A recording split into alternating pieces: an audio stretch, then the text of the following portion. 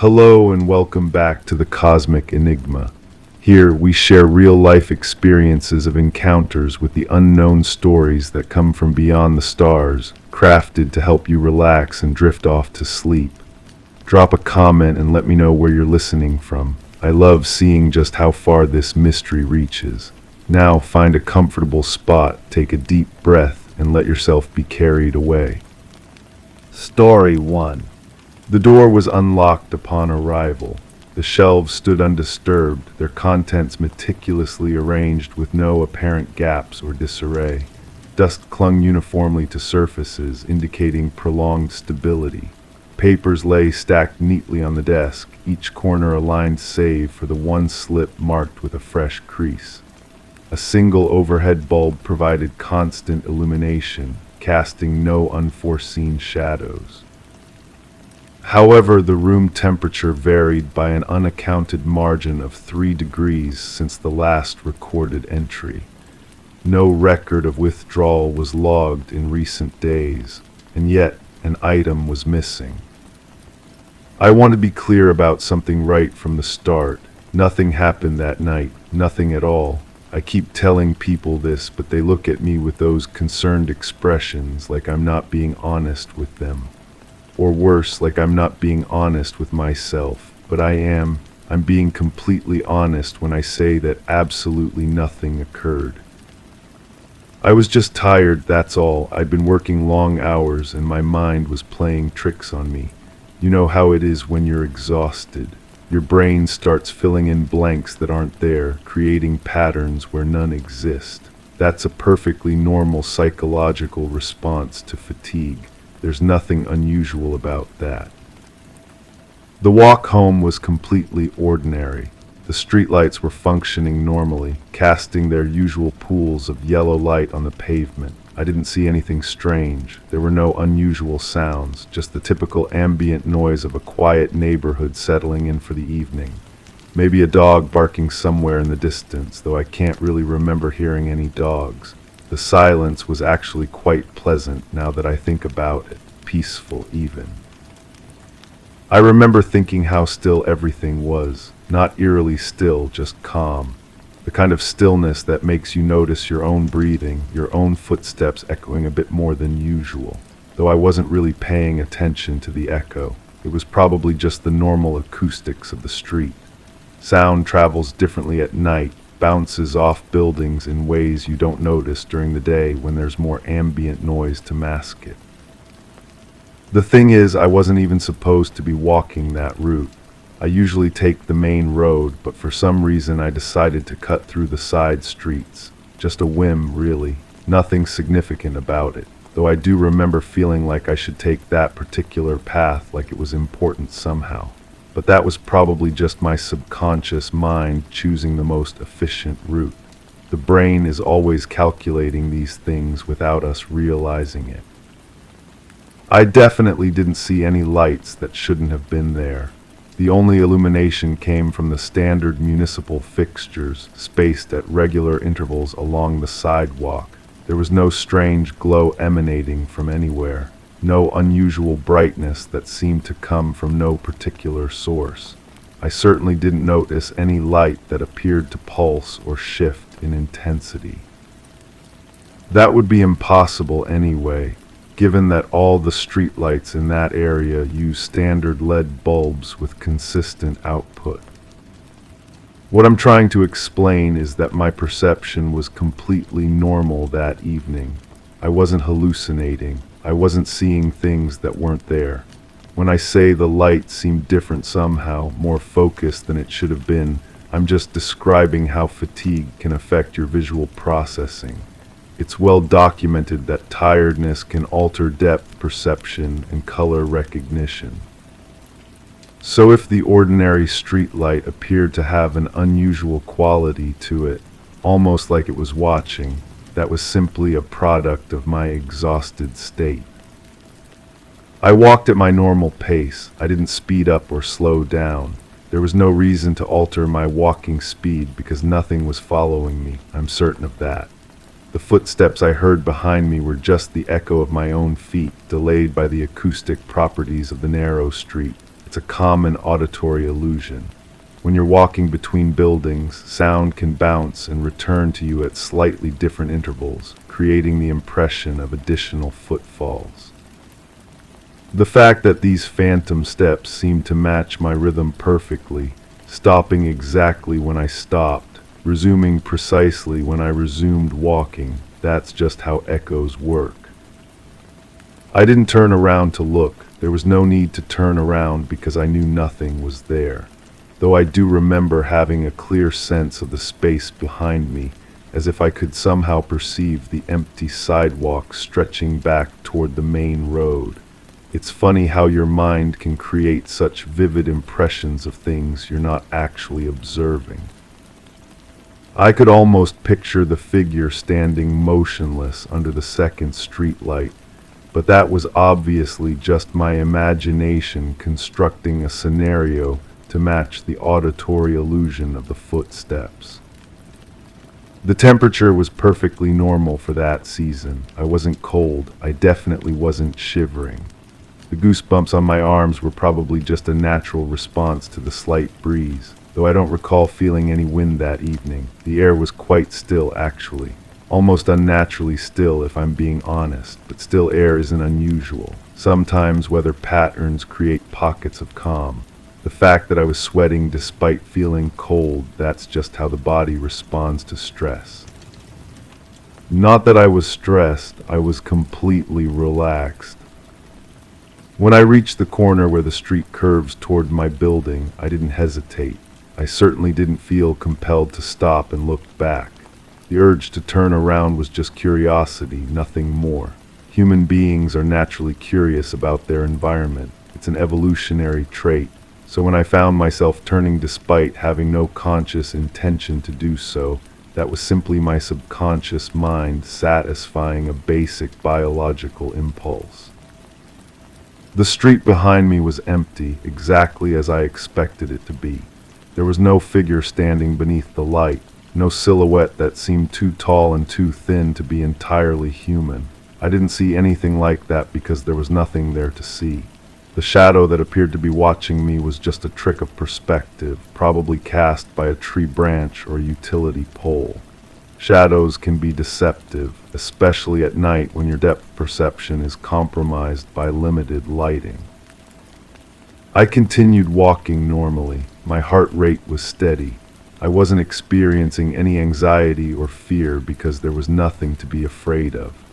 The pounding sensation in my chest was probably just the result of the mild exercise from walking, though I walk that same route regularly and have never noticed such a pronounced cardiac response before. But bodies change, fitness levels fluctuate. There are dozens of variables that could affect how your cardiovascular system responds to routine physical activity. The sound that came from behind me wasn't really a sound at all. It was more like the absence of sound, if that makes any sense. Like something had absorbed all the ambient noise from the environment. I know that sounds contradictory, describing the absence of sound as a sound itself, but that's the only way I can explain the sensation. It was as if someone had suddenly muffled the entire world, creating a bubble of silence that moved with deliberate purpose.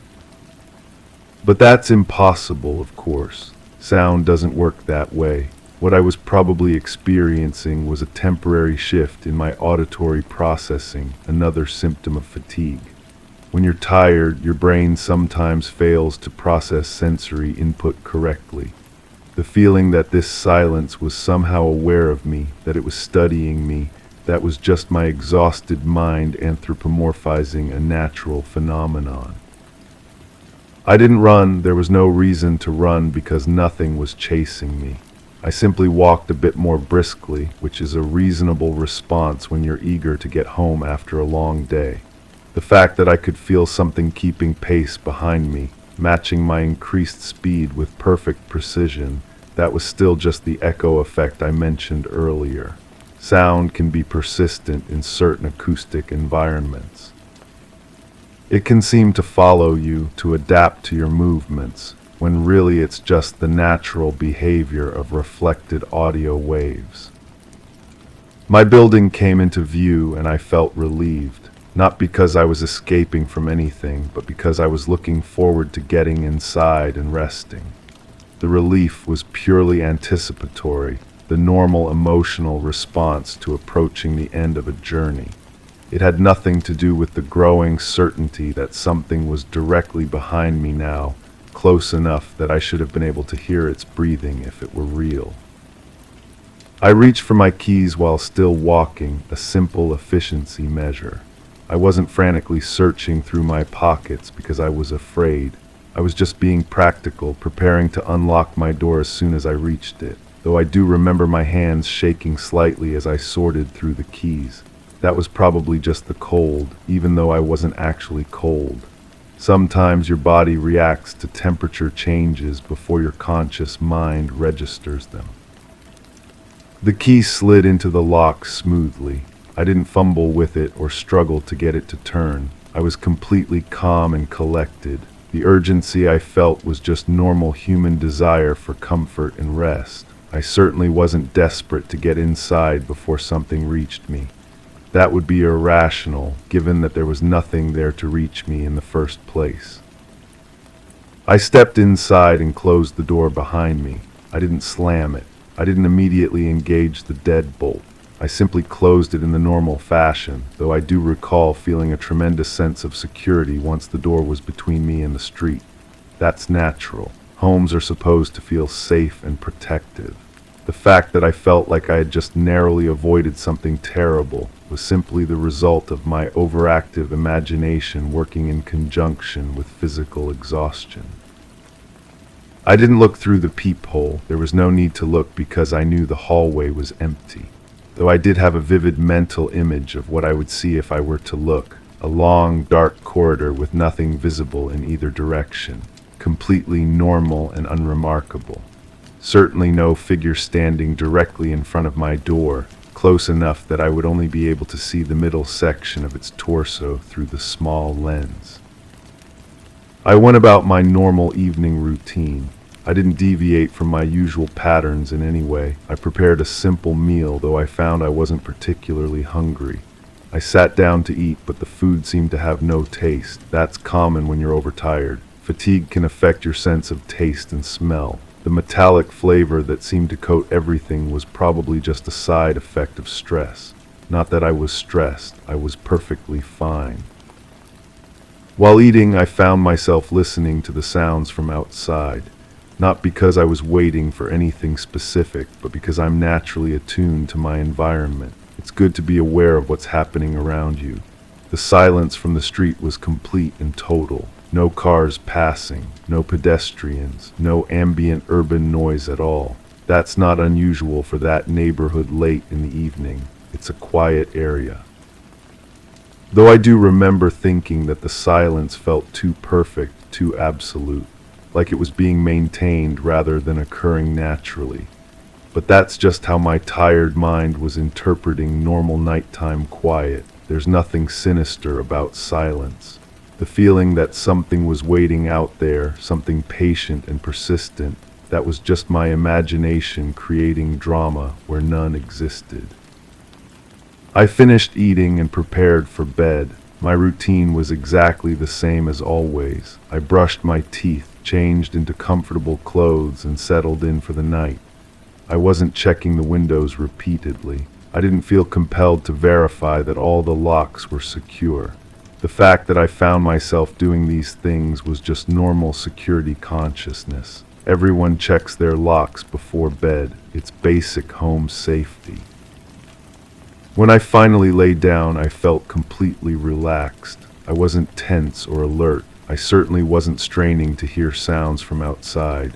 Sleep came easily, just as it always does when you're sufficiently tired.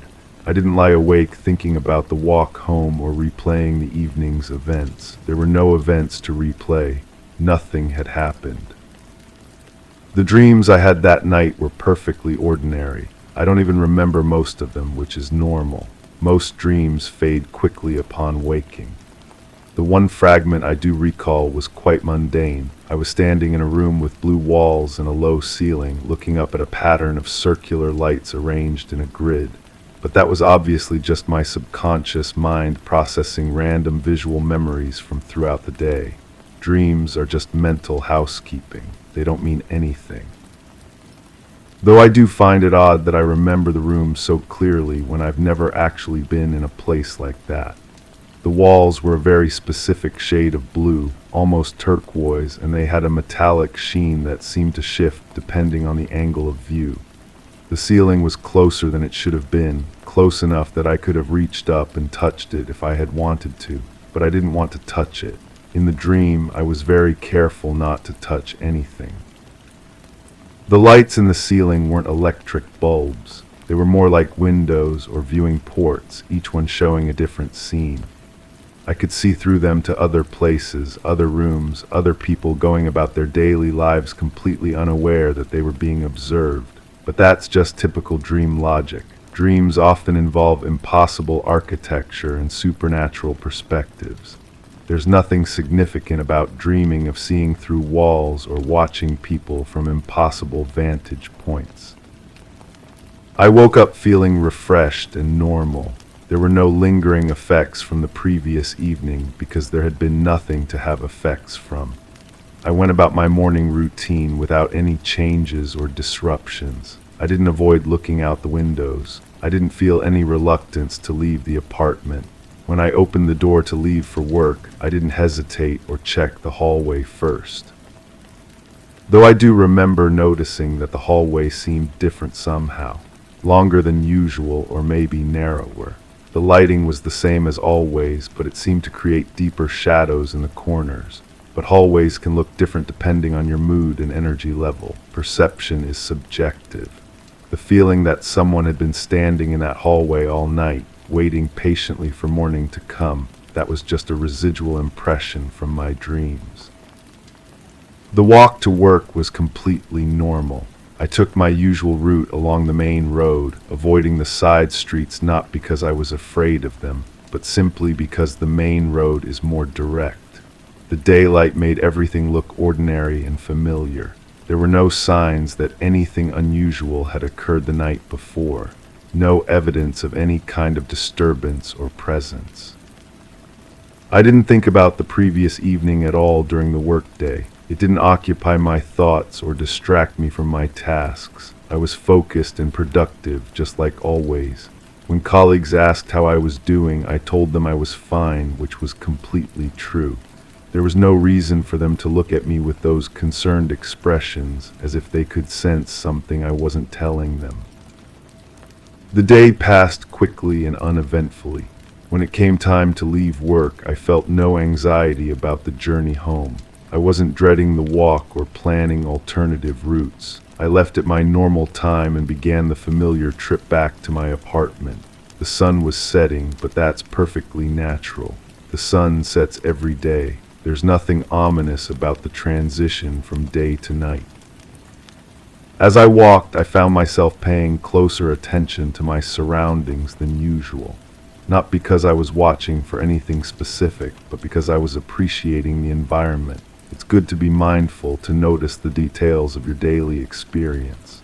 The way the shadows were lengthening across the pavement, the way the streetlights were beginning to flicker on, preparing for the approaching darkness. The way certain areas seemed to be growing dim faster than others, as if the light were being drawn away from them. I reached the corner where the side street branches off from the main road, the same corner where I had made that impulsive decision the night before. I paused there, not because I was considering taking that route again, but because I was simply taking a moment to rest, though I do remember feeling a strong pull toward that darker path, as if something were calling me back to complete an interrupted journey. But I'm not superstitious. I don't believe in fate or destiny or cosmic significance. The feeling that I was supposed to walk down that street again, that something was waiting for me there, that was just my mind creating patterns where none existed. So I continued on the main road, taking the sensible, well-lit route home. Though as I walked away, I couldn't shake the impression that I had disappointed something. That somewhere behind me in the gathering shadows of that side street, Something patient and persistent was settling in to wait for another opportunity. But that's ridiculous. Things don't wait.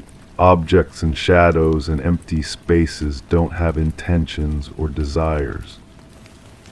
I'm telling you all this to be completely transparent about my experience. Nothing happened that night, and nothing happened the next day, and nothing is going to happen tonight when I walk home again. I'm not afraid because there's nothing to be afraid of. The fact that I'm already planning to take the main road again, that I'm already thinking about how to avoid that particular corner, that's just good judgment. It's not avoidance. It's simply choosing the most efficient path.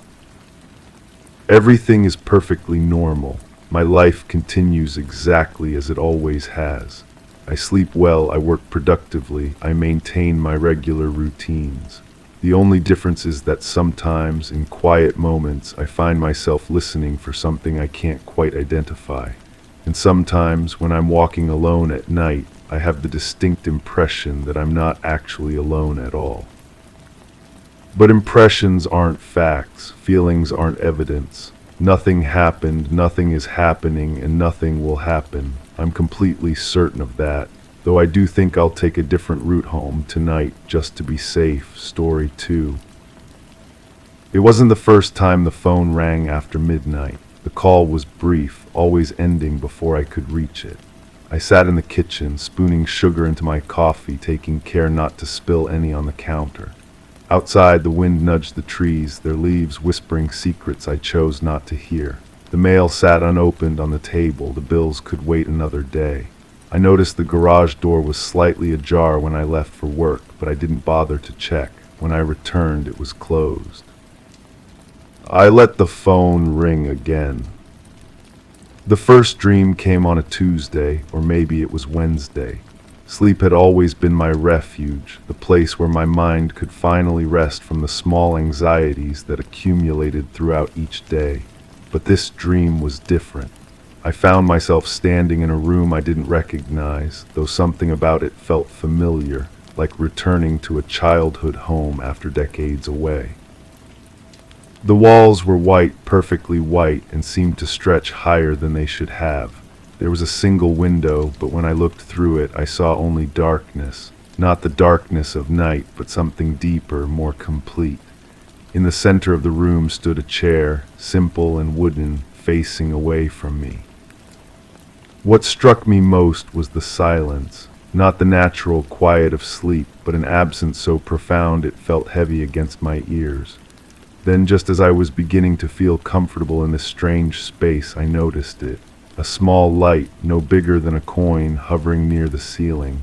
It pulsed gently, like a heartbeat made visible, casting no shadows despite its brightness. I woke with the taste of copper in my mouth and dismissed it as stress. Work had been demanding lately, and my sleep schedule had become irregular.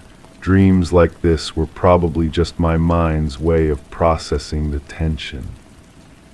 But the dream returned. The second time I lingered longer in that white room. The chair remained in the same position, but now I could see scratches in the wooden floor around its legs, as if it had been moved repeatedly, then returned to this exact spot. The light above pulsed with the same rhythm, but now I could hear something beneath the silence.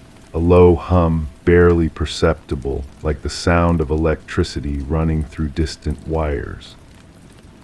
I approached the chair slowly, my bare feet silent on the cool floor. As I drew closer, the humming grew more distinct, and I realized it wasn't coming from the light at all. It seemed to emanate from the chair itself, or perhaps from whatever was meant to sit in it. When I reached out to touch the wooden back, the light above flickered once, and I heard something that made my skin tighten. A voice, metallic and distorted, speaking words I couldn't quite make out.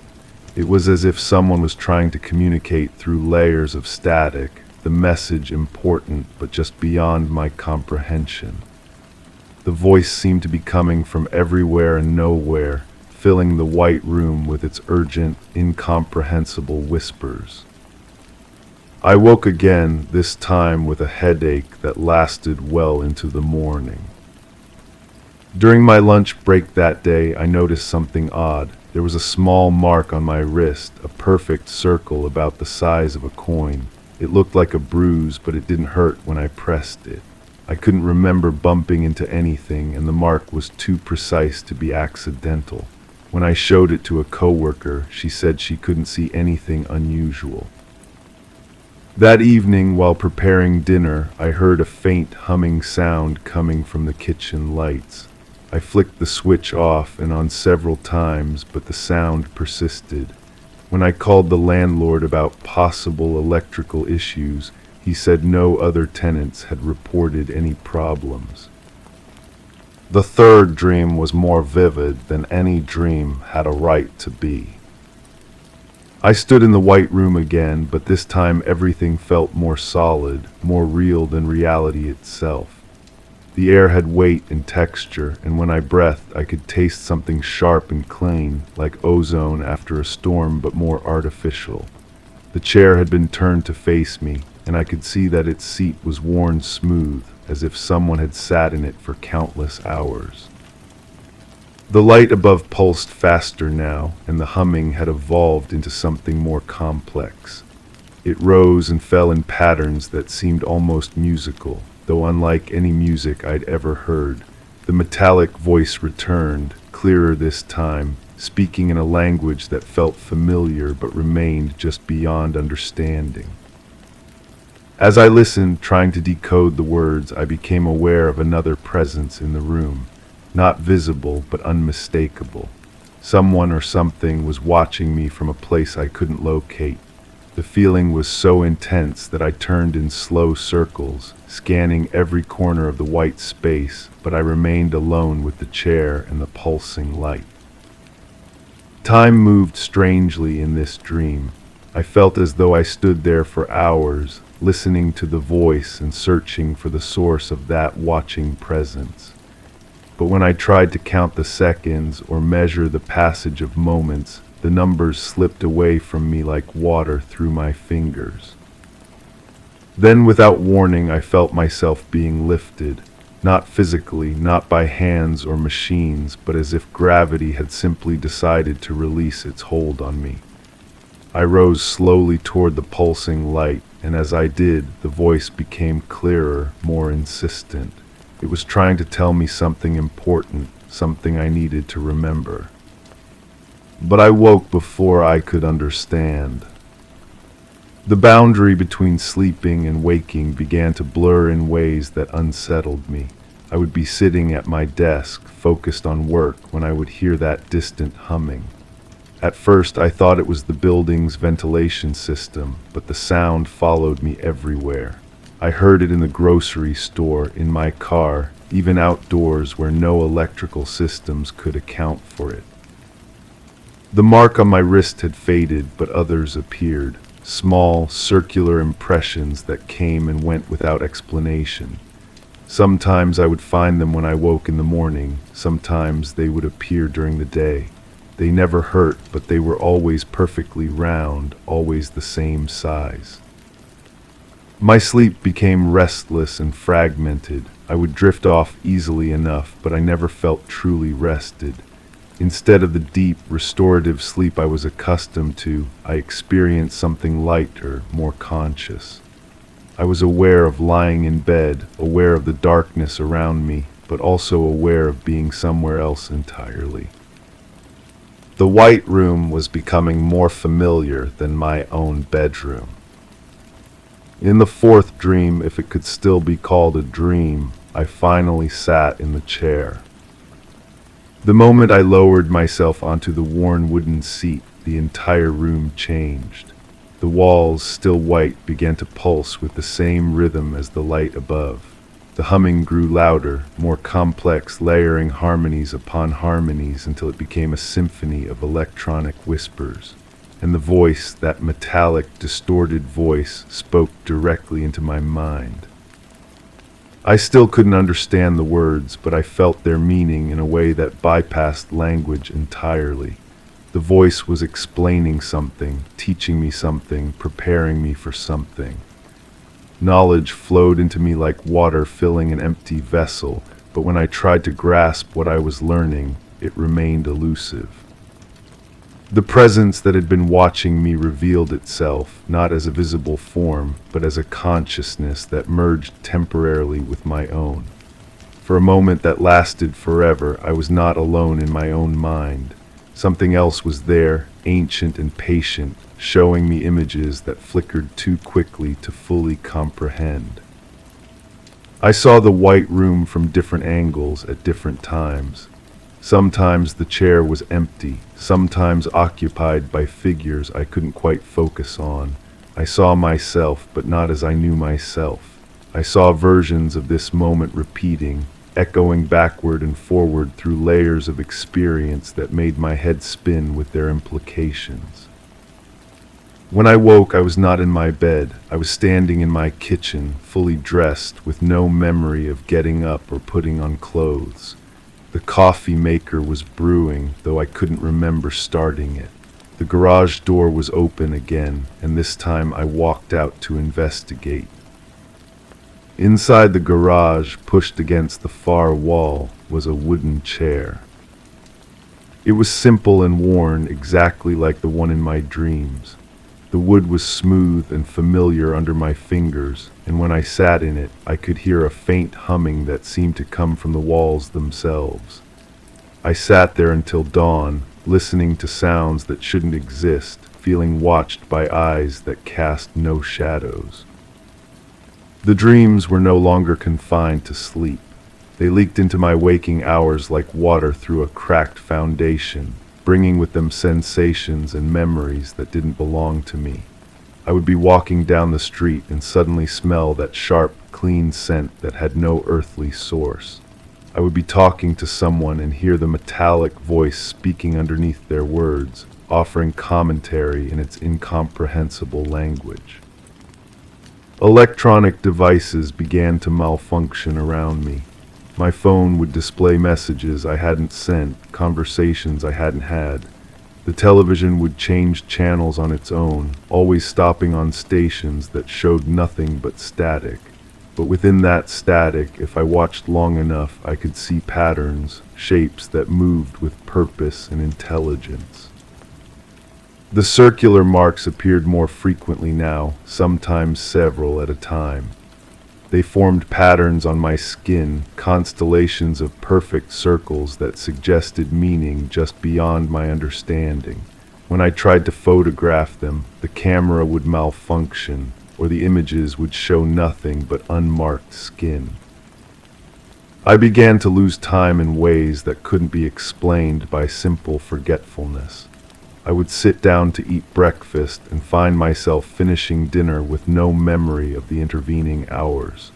I would start to write something down and discover pages of text in my handwriting, words in that same incomprehensible language the voice used in my dreams.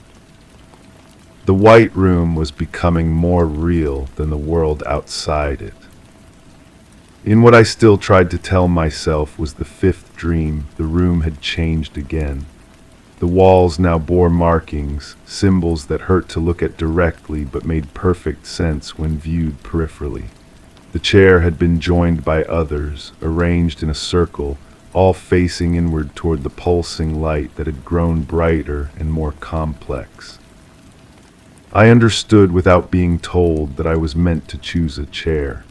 Each one represented something different, some path or possibility that I couldn't quite grasp. But the original chair, the one I had sat in before, called to me with a familiarity that transcended choice. As I settled into it once more, the other chairs filled with occupants I couldn't see clearly. They were there, undeniably present, but my eyes refused to focus on them. They were like me, I realized, people who had found their way to this white room through dreams that were more than dreams. The voice spoke again, and this time I understood fragments of what it was saying. It spoke of selection, of preparation, of purposes that extended beyond the boundaries of individual consciousness. It explained that what I had been experiencing were not dreams at all, but a gradual awakening to something that had always been there, waiting patiently for me to notice. The presence that watched merged with me again, and this time I retained some of what it showed me. I saw my own life from the outside, saw the moments when I had been taken, examined, prepared, the phone calls that ended before I could answer them, the missing time that I had attributed to fatigue or distraction, the marks on my skin that appeared and faded according to schedules I didn't understand. I had been chosen for something, selected for reasons that remained unclear but felt inevitable. The dreams had been a kindness, a way of easing me into an understanding that would have shattered my mind if delivered all at once. When I woke, I was in the garage again, sitting in the wooden chair, but this time I wasn't alone. There were others sitting in chairs that hadn't been there before, all of us arranged in a circle, all of us staring up at a light that pulsed with mechanical precision. They looked like ordinary people, the kind you might pass on the street without a second glance, but their eyes held the same expression of dawning comprehension that I felt growing in my own mind. None of us spoke, but we didn't need to. The voice spoke for all of us, explaining what we were, what we had become, what we were meant to do. The words were still in that strange language, but understanding came anyway, flowing into us like data into receptive circuits. We were conduits now, bridges between what was and what was coming. The dreams had been preparation, the marks had been calibration, the missing time had been education. We were ready to serve purposes that extended far beyond our individual lives, part of something vast and patient that had been working toward this moment for longer than human civilization had existed. The line between dream and waking dissolved completely. I existed simultaneously in my normal life and in the white room, carrying out my daily routines while participating in activities that had no names in any human language. I went to work, paid my bills, maintained the appearance of an ordinary life, but underneath it all, I was something else entirely.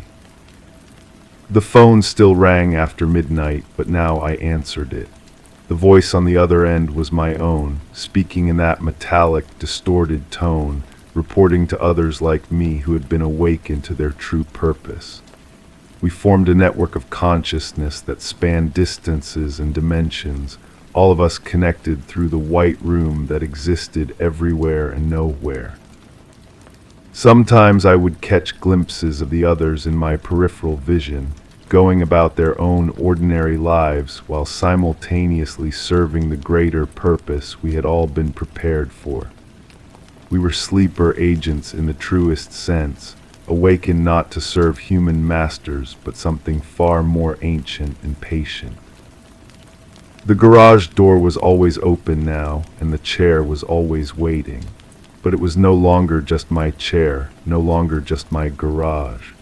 The space had become something else, a meeting point between realities, a place where the chosen gathered to receive instructions and share information that existed beyond the boundaries of human language. Tonight, as I sit here preparing to tell you this story, I can feel the familiar weight of that watching presence. The light above me pulses with its steady rhythm, and the voice whispers its incomprehensible wisdom. I know that when I finish speaking, I will return to the white room, take my place in the circle, and continue the work that I was selected for. But first, I need to tell you about the final dream, the one that made everything clear. I stood in the white room one last time, but now I understood what it really was. Not a room at all, but a state of mind, a level of consciousness that existed parallel to ordinary awareness. The chair was not furniture, but a position, a role, a responsibility. The light was not illumination, but communication, a beacon that connected all of us across vast distances of space and time.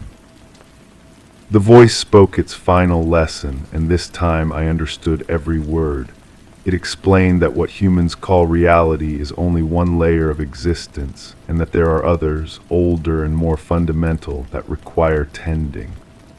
We, the chosen, had been selected to serve as gardeners of consciousness, maintaining the delicate balance between what is seen and what remains hidden. Our dreams had been recruitment, our missing time had been training, our marks had been identification. We were no longer entirely human, but something new, something necessary, something that would ensure the continuation of both worlds.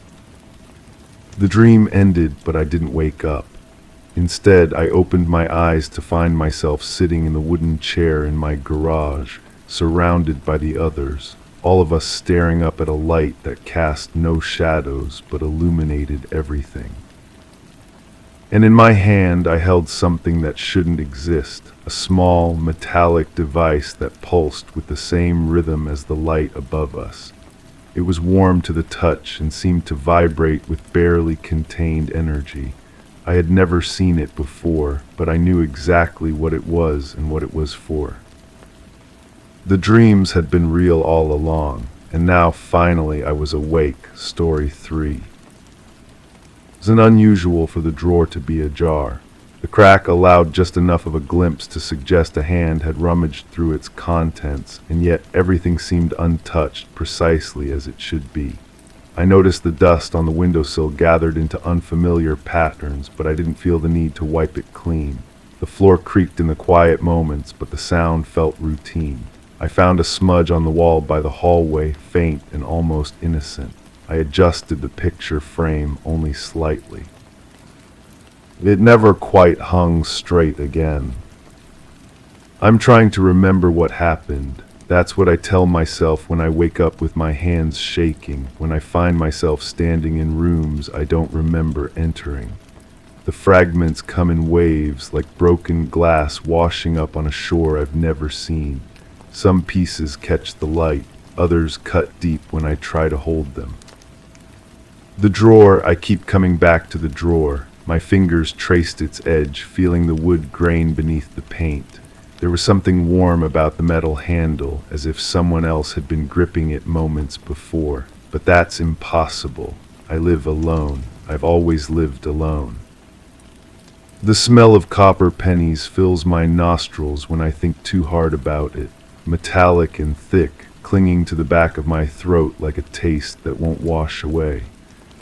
I remember opening my mouth to breathe, but the air felt heavy, substantial, like trying to inhale through wet fabric. There was a humming sound, not electrical, not mechanical, something organic and persistent, rising from somewhere beneath my feet. It would start soft, almost comforting, then grow until it seemed to vibrate inside my skull. I would press my palms against my ears, but the sound came from within. It always came from within. The light behind the door, I can see it now, seeping through the crack at the bottom, casting a thin golden line across the floor. But which door? I have 3 doors in this place. The front door, the bedroom door, the bathroom door. None of them fit the memory.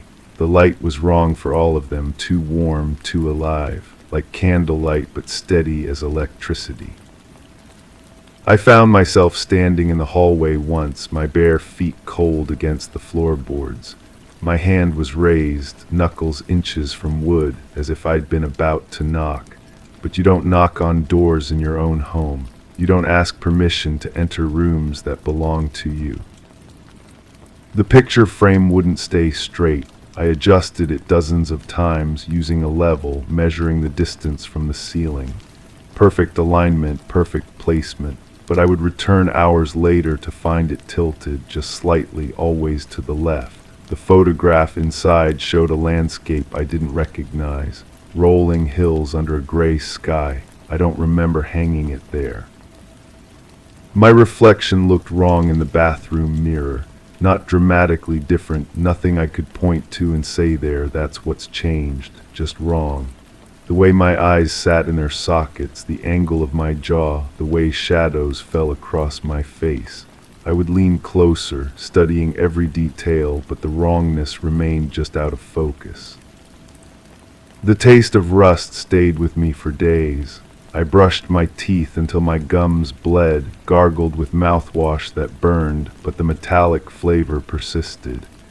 It was strongest in the morning, fading throughout the day, only to return full force when I tried to sleep. There was a figure, motionless and patient, standing just beyond the edge of my vision. When I turned to look directly, nothing was there, but the presence remained heavy and watchful. I could feel eyes on my skin, tracking my movements through the rooms. The air would shift when it moved, carrying that copper scent, that organic hum. I started leaving lights on, all of them. The electricity bill meant nothing compared to the alternative. Darkness had become unreliable, full of sounds that shouldn't exist, movements that couldn't be explained. The shadows themselves seemed to pulse with their own rhythm, expanding and contracting like breathing.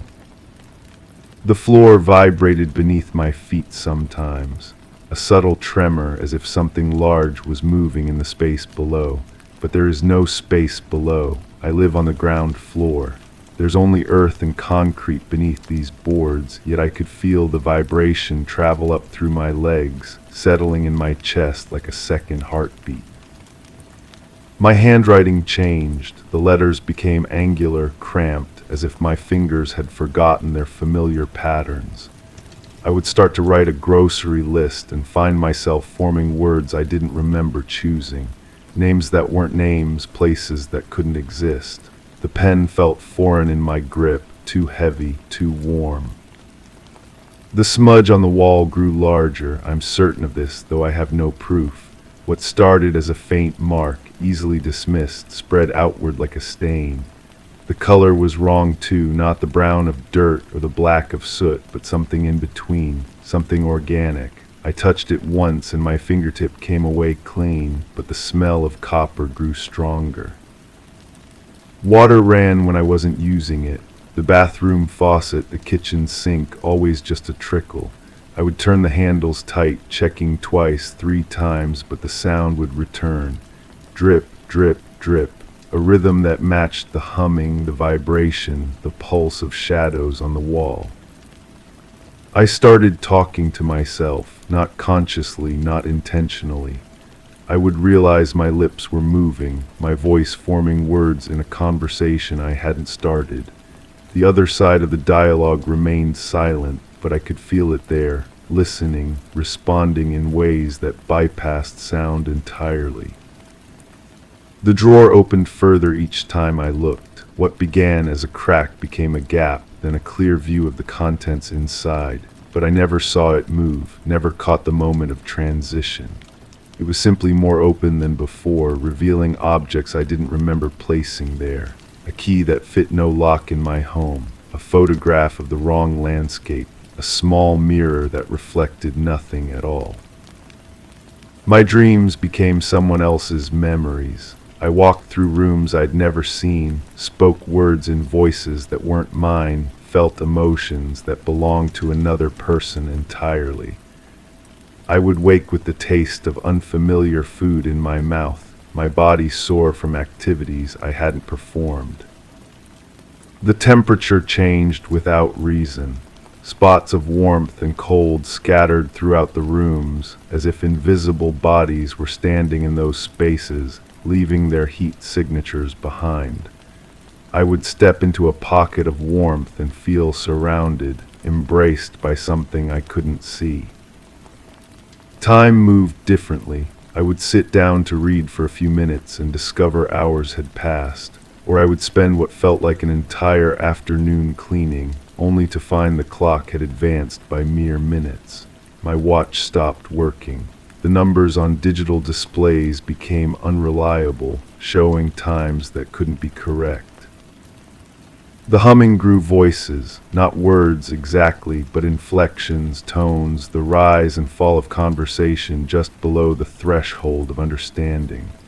I would strain to make out individual sounds, but they slipped away like water through cupped hands. The meaning was there, just beyond reach, important and urgent and completely incomprehensible. I found marks on my skin, Small indentations, perfectly round, appearing overnight on my arms and legs.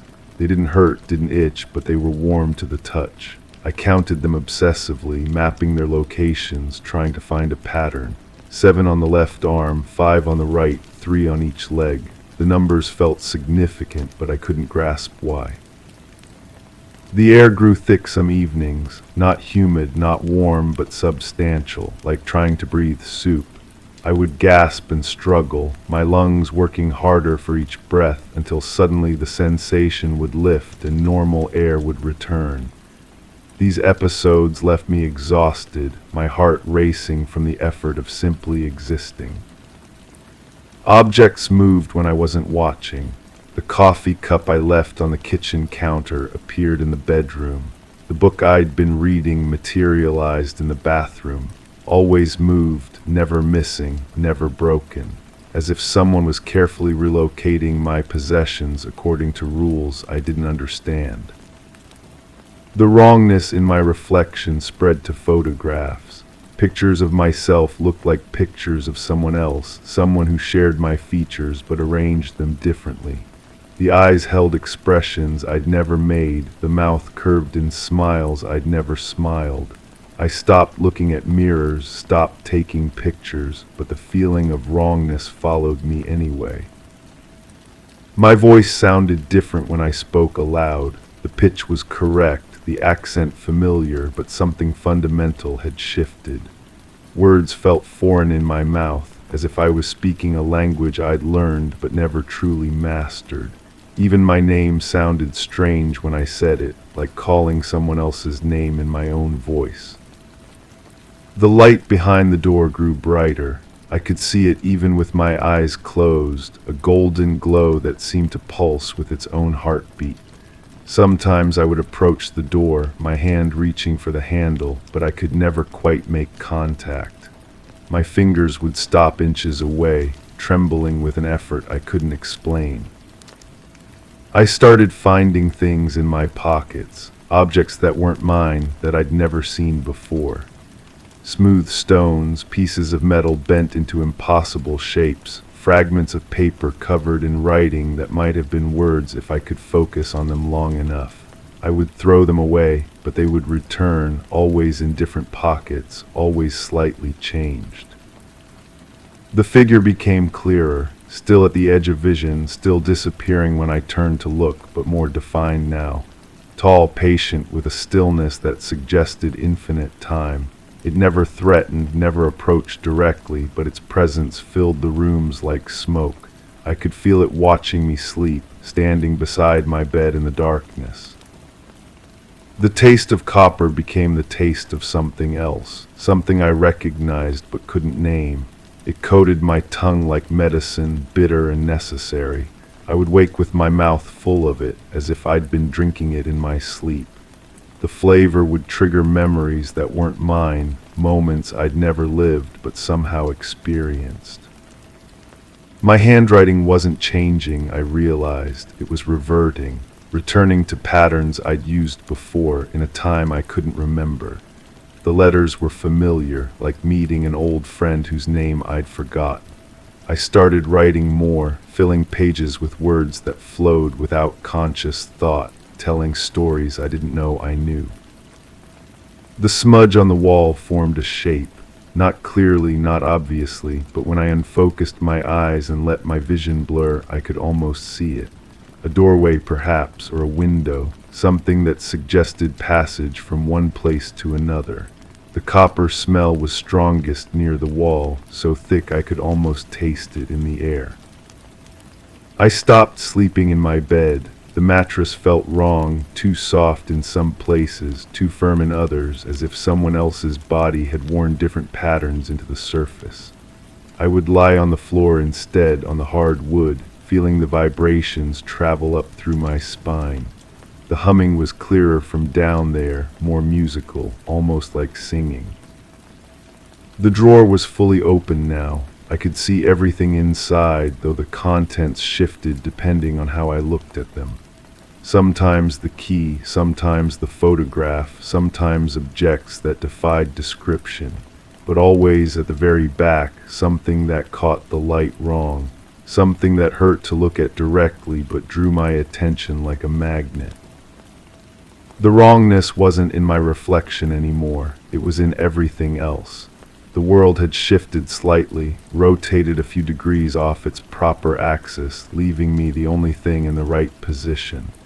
Colors were too bright or too dim, sounds came from the wrong directions, gravity pulled at angles that made no sense. I remember now, not everything, not clearly, but enough. The door with the light behind it isn't in my home, it's somewhere else, somewhere I went but haven't returned from. The figure isn't watching me, it's waiting for me. The humming isn't coming from below the floor, it's coming from inside my own chest, from a place that was changed, that was opened, that was filled with something new. The copper taste is blood, but not my blood. The marks on my skin are doorways, but not doorways I can see. The vibrations in the floor are footsteps, but not footsteps in this world. The smudge on the wall is growing because something is pressing against it from the other side, trying to push through. I'm not remembering what happened, I'm remembering what's still happening, what never stopped happening. The drawer was never ajar by accident. The picture frame was never crooked by chance. The light behind the door was never just light. Something is waking up inside me, something that was planted there in that moment I can't quite recall. It's been growing, spreading, changing me from the inside out. The memories aren't fragments of the past, they're previews of what's coming, what's already here. I can feel it stirring now, stretching, preparing to emerge fully. The humming is getting louder, the copper taste is getting stronger. The figure at the edge of my vision is stepping closer. I should stop writing now. I should put down this pen and walk away. But my hand won't stop moving and the words keep coming, and I think I finally understand what the key in the drawer is for. What the mirror that reflects nothing is meant to show. What the light behind the door is really illuminating. It's almost ready. I'm almost ready. The transformation is nearly complete.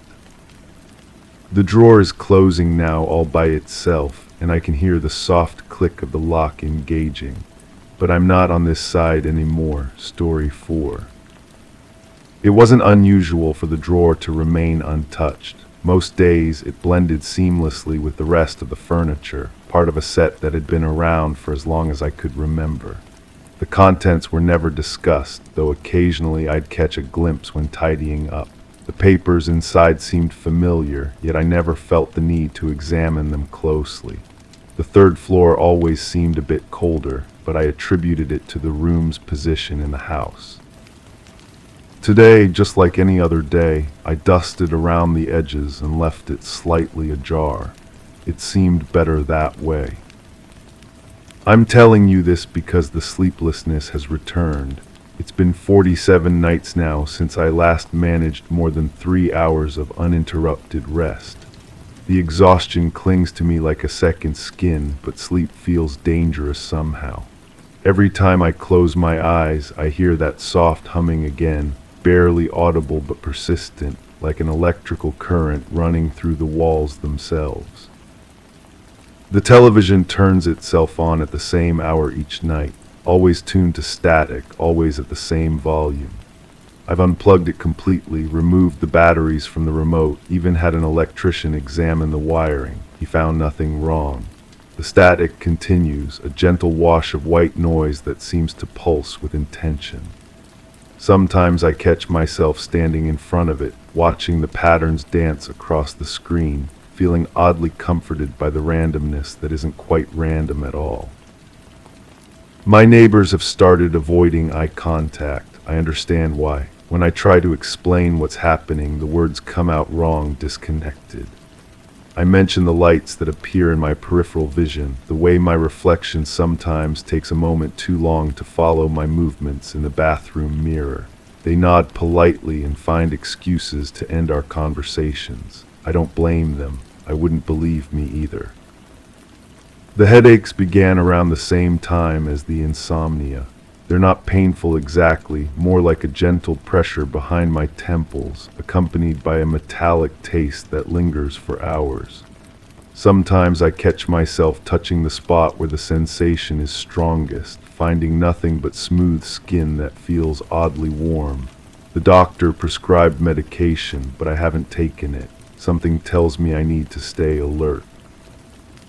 There are gaps in my memory now, small ones at first, minutes here and there that I couldn't quite account for. Finding myself in rooms with no recollection of walking there, discovering the refrigerator door open when I was certain I'd closed it. The gaps are growing longer. Yesterday I lost 3 hours completely. I was making coffee in the morning, and suddenly it was afternoon, the mug still in my hand, the liquid inside cold and untouched. I've started keeping a journal, trying to document the strange occurrences, but my handwriting changes throughout the entries. Sometimes the letters are precise and controlled, other times loose and flowing, as if someone else was guiding my pen. The most disturbing part is that I don't remember writing some of the passages at all, yet they're clearly in my hand, describing events I have no memory of experiencing. The phone calls come at irregular intervals. No voice on the other end, just that same gentle humming I hear through the walls, transmitted through the receiver with crystal clarity. The caller ID shows my own number, which the phone company insists is impossible. I've stopped answering, but the calls continue, sometimes lasting hours before disconnecting themselves. But I'm getting ahead of myself. These are just the aftereffects, the ripples spreading outward from something that happened before. The real event, the thing that started all of this, comes back to me in fragments, like trying to remember a dream that dissolves the moment you try to grasp it. I was somewhere else when it happened, not physically but mentally, as if part of me had been gently lifted away from the present moment. The sensation wasn't unpleasant, more like floating in warm water, weightless and protected. I could see myself from a distance, standing perfectly still in what I now recognize was the clearing behind the old research station where I'd been working as a night security guard. The figure was there with me, though calling it a figure seems inadequate. It was more like a presence given form, tall and impossibly thin, with features that seemed to shift whenever I tried to focus on them directly. It didn't speak, but somehow I understood that it was studying me, cataloging something essential about my being. The interaction felt familiar, as if we'd met many times before, though I had no conscious memory of previous encounters. There was no fear in that moment, only a profound sense of recognition. The presence radiated a kind of benevolent curiosity, like a researcher observing a particularly interesting specimen. I found myself wanting to please it somehow, to be worthy of its attention. The feeling was so strong that even now, recounting this, I feel a strange nostalgia for that connection. The air around us shimmered with a quality I can only describe as liquid light, refracting and bending in patterns that hurt to look at directly but were beautiful in my peripheral vision. The humming was everywhere, not just a sound but a vibration that seemed to emanate from the ground beneath my feet, the trees surrounding us, even from my own body. It was as if the entire world had become a single, vast instrument, resonating at a frequency just below normal perception. Time moved differently during the encounter. What felt like hours might have been minutes, or perhaps the reverse. The presence seemed to exist outside of temporal constraints, and in its vicinity, I found myself similarly unmoored from the normal flow of seconds and minutes. There was a timeless quality to our interaction, as if we were suspended in a moment that could stretch indefinitely. When I try to remember more details about the encounter itself, my mind slides away from the memories like water off glass. There are impressions rather than clear recollections, the sensation of being gently examined, not physically but in some deeper way, as if every thought and experience I'd ever had was being carefully reviewed and catalogued. The process was thorough but not invasive, conducted with a kind of clinical tenderness that left me feeling oddly honored. Going further back, I can trace the signs that should have prepared me for what was coming. The weeks leading up to the encounter were marked by subtle anomalies that I dismissed at the time as coincidence or imagination. The electromagnetic disturbances were the most obvious in retrospect.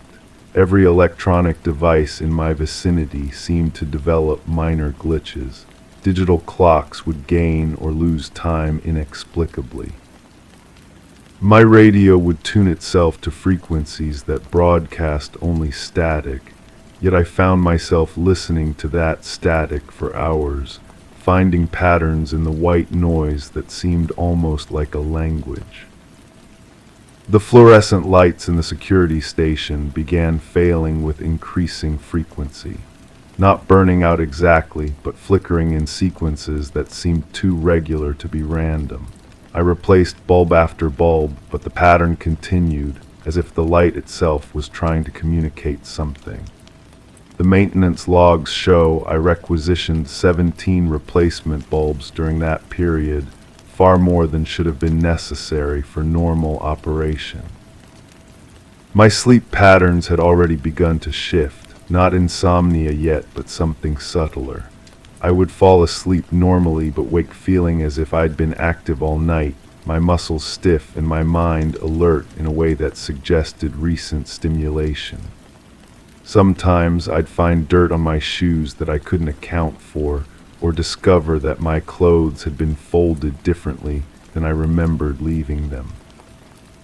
The dreams from that period were unusually vivid and consistent, always the same scenario. Walking through a landscape that was familiar yet impossible to place, accompanied by a sense of purpose I couldn't quite define. The terrain was always shifting slightly, as if viewed through water, but the destination remained constant, a clearing surrounded by trees that seemed to pulse with their own inner light. Animals began avoiding the area around the research station. This was particularly noticeable because the location had always been rich with wildlife. The night sounds that had provided a constant backdrop to my security rounds gradually diminished until the silence became almost oppressive. Even insects seemed reluctant to approach the building, leaving an unnatural quiet that made every small sound unnaturally loud. But even before these more obvious signs, there were subtler changes that I only recognized in retrospect. The very first indication was so minor I almost missed it entirely. A slight nausea that would come and go without apparent cause, accompanied by a metallic taste that reminded me of biting down on aluminum foil. The sensation would last only moments, but it always coincided with a peculiar shift in the ambient light, as if the sun had briefly moved behind a cloud, even on clear days. The ground itself seemed different somehow, though I couldn't articulate exactly how. Walking across the familiar terrain around the research station, I began to notice a subtle vibration underfoot, so faint it might have been my imagination. It was most noticeable during the quiet hours of my security rounds, a gentle thrumming that seemed to emanate from deep beneath the earth.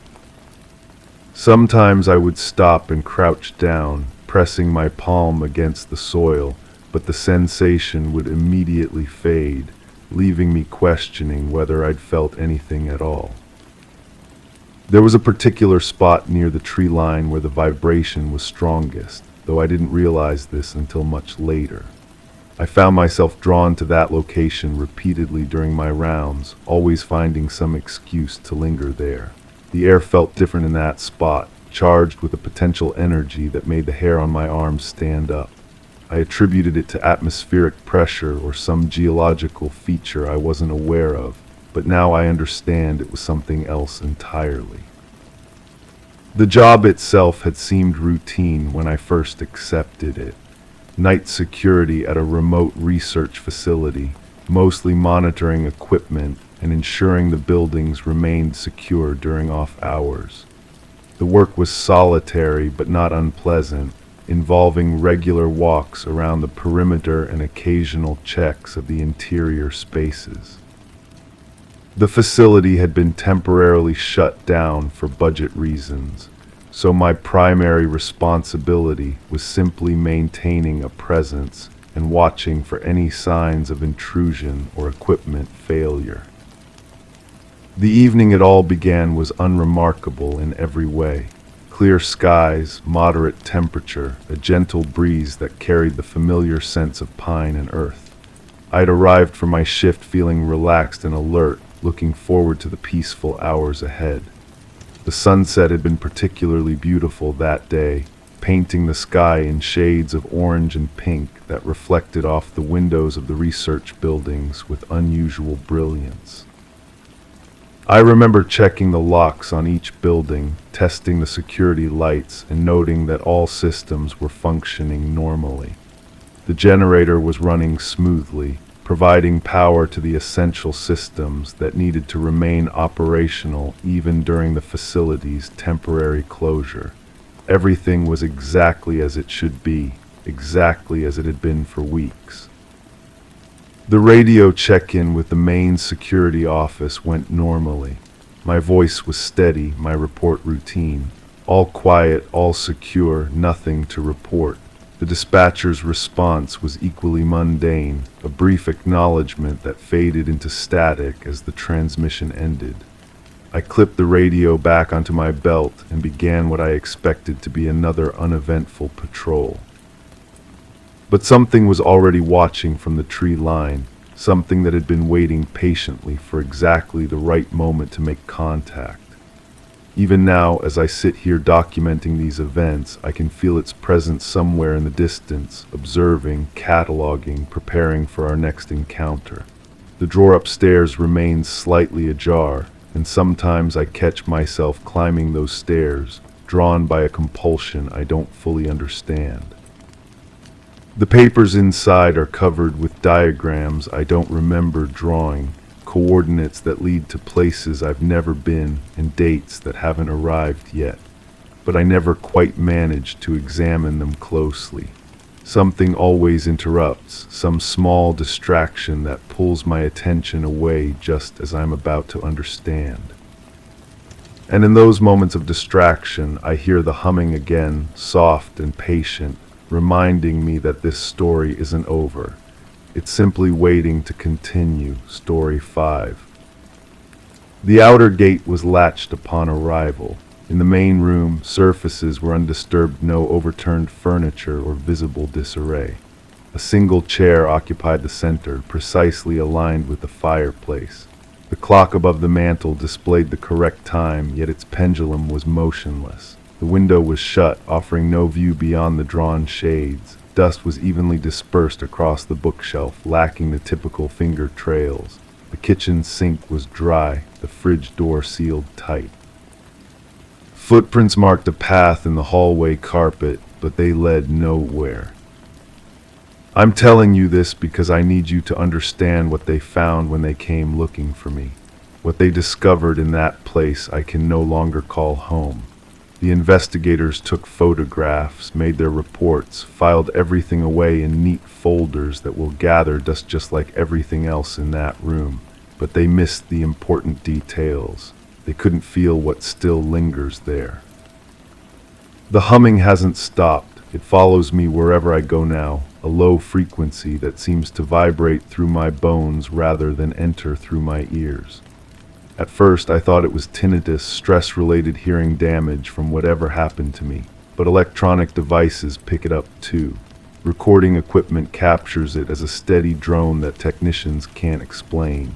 They say it's interference, atmospheric disturbance, power line noise. They're wrong.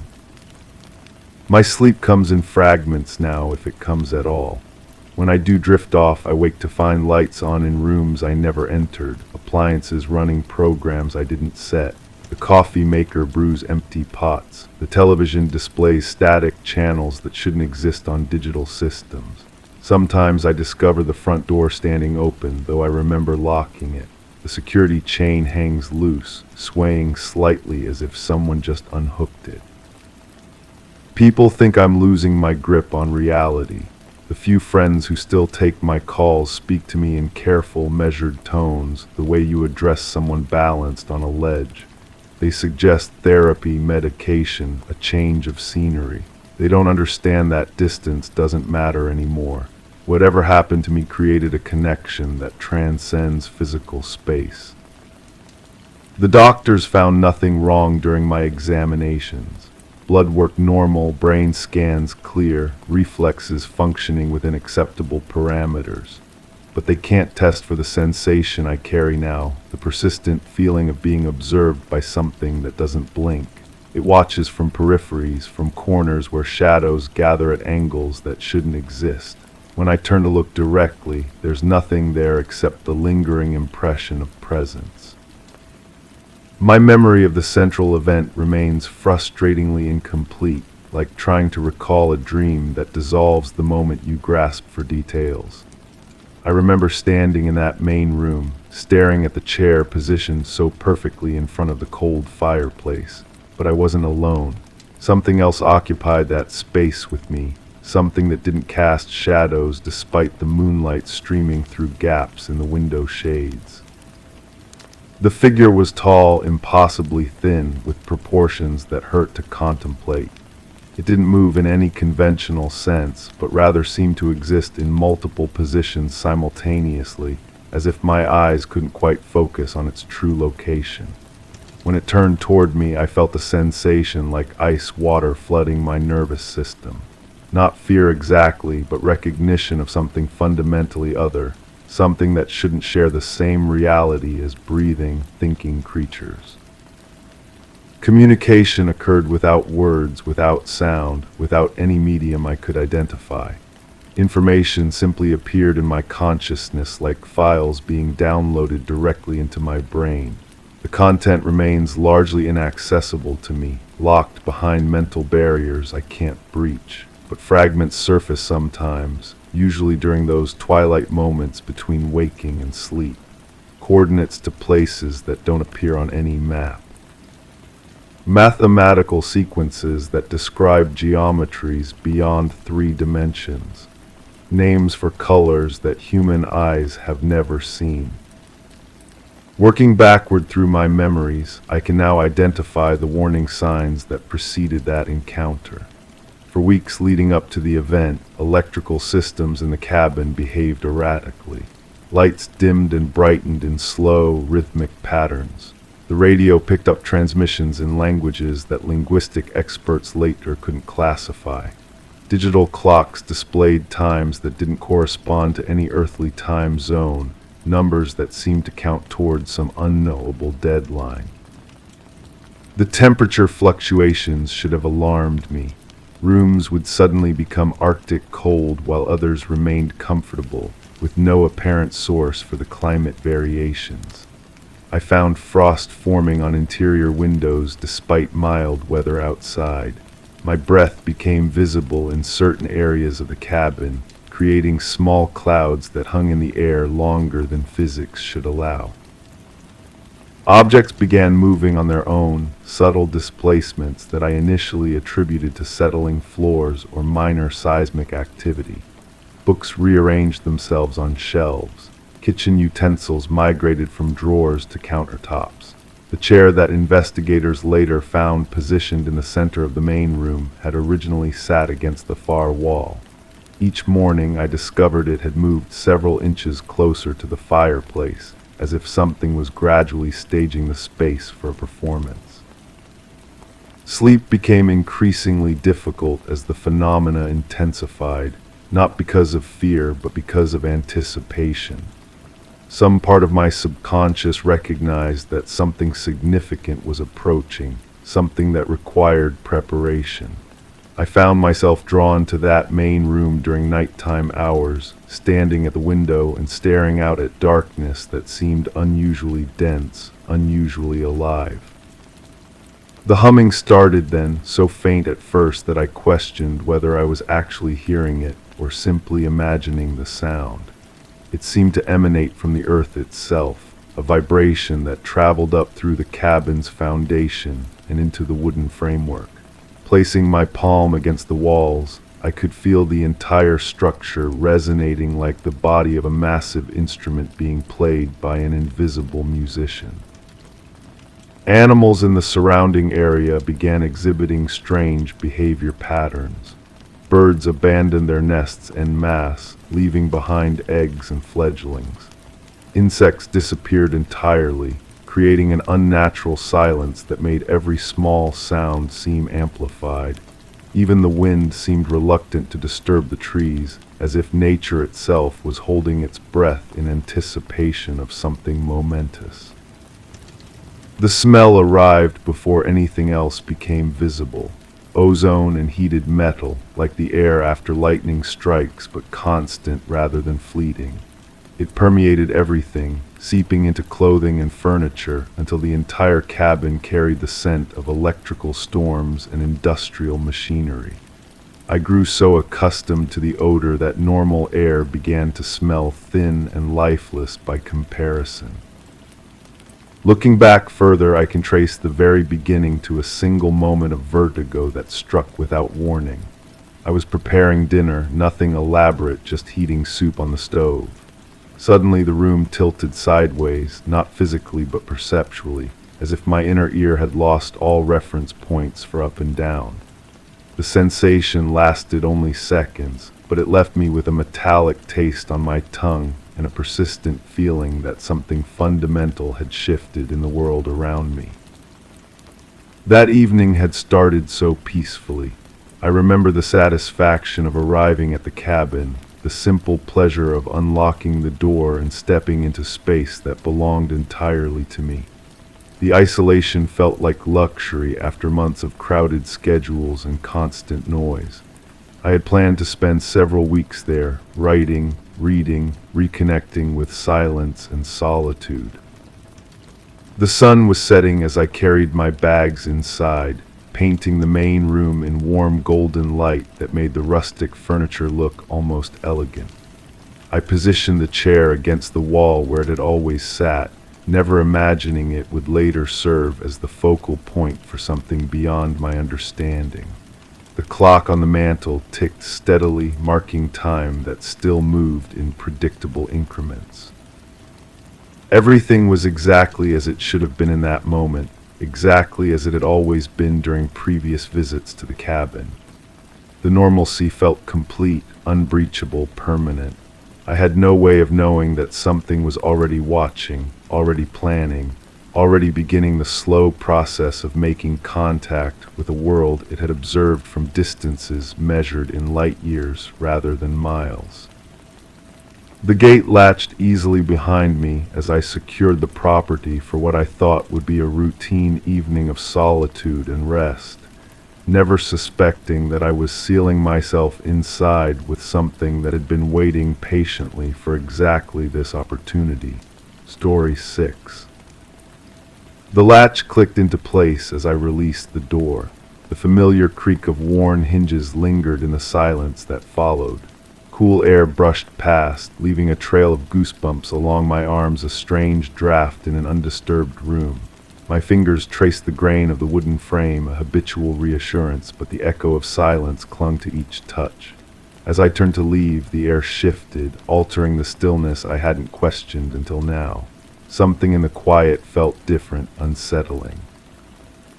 There was a humming, no, not humming, more like the sound fluorescent lights make when they're dying, that electric whine that gets under your skin and stays there, but I can't place where I heard it. My kitchen, the basement, it follows me now, that frequency.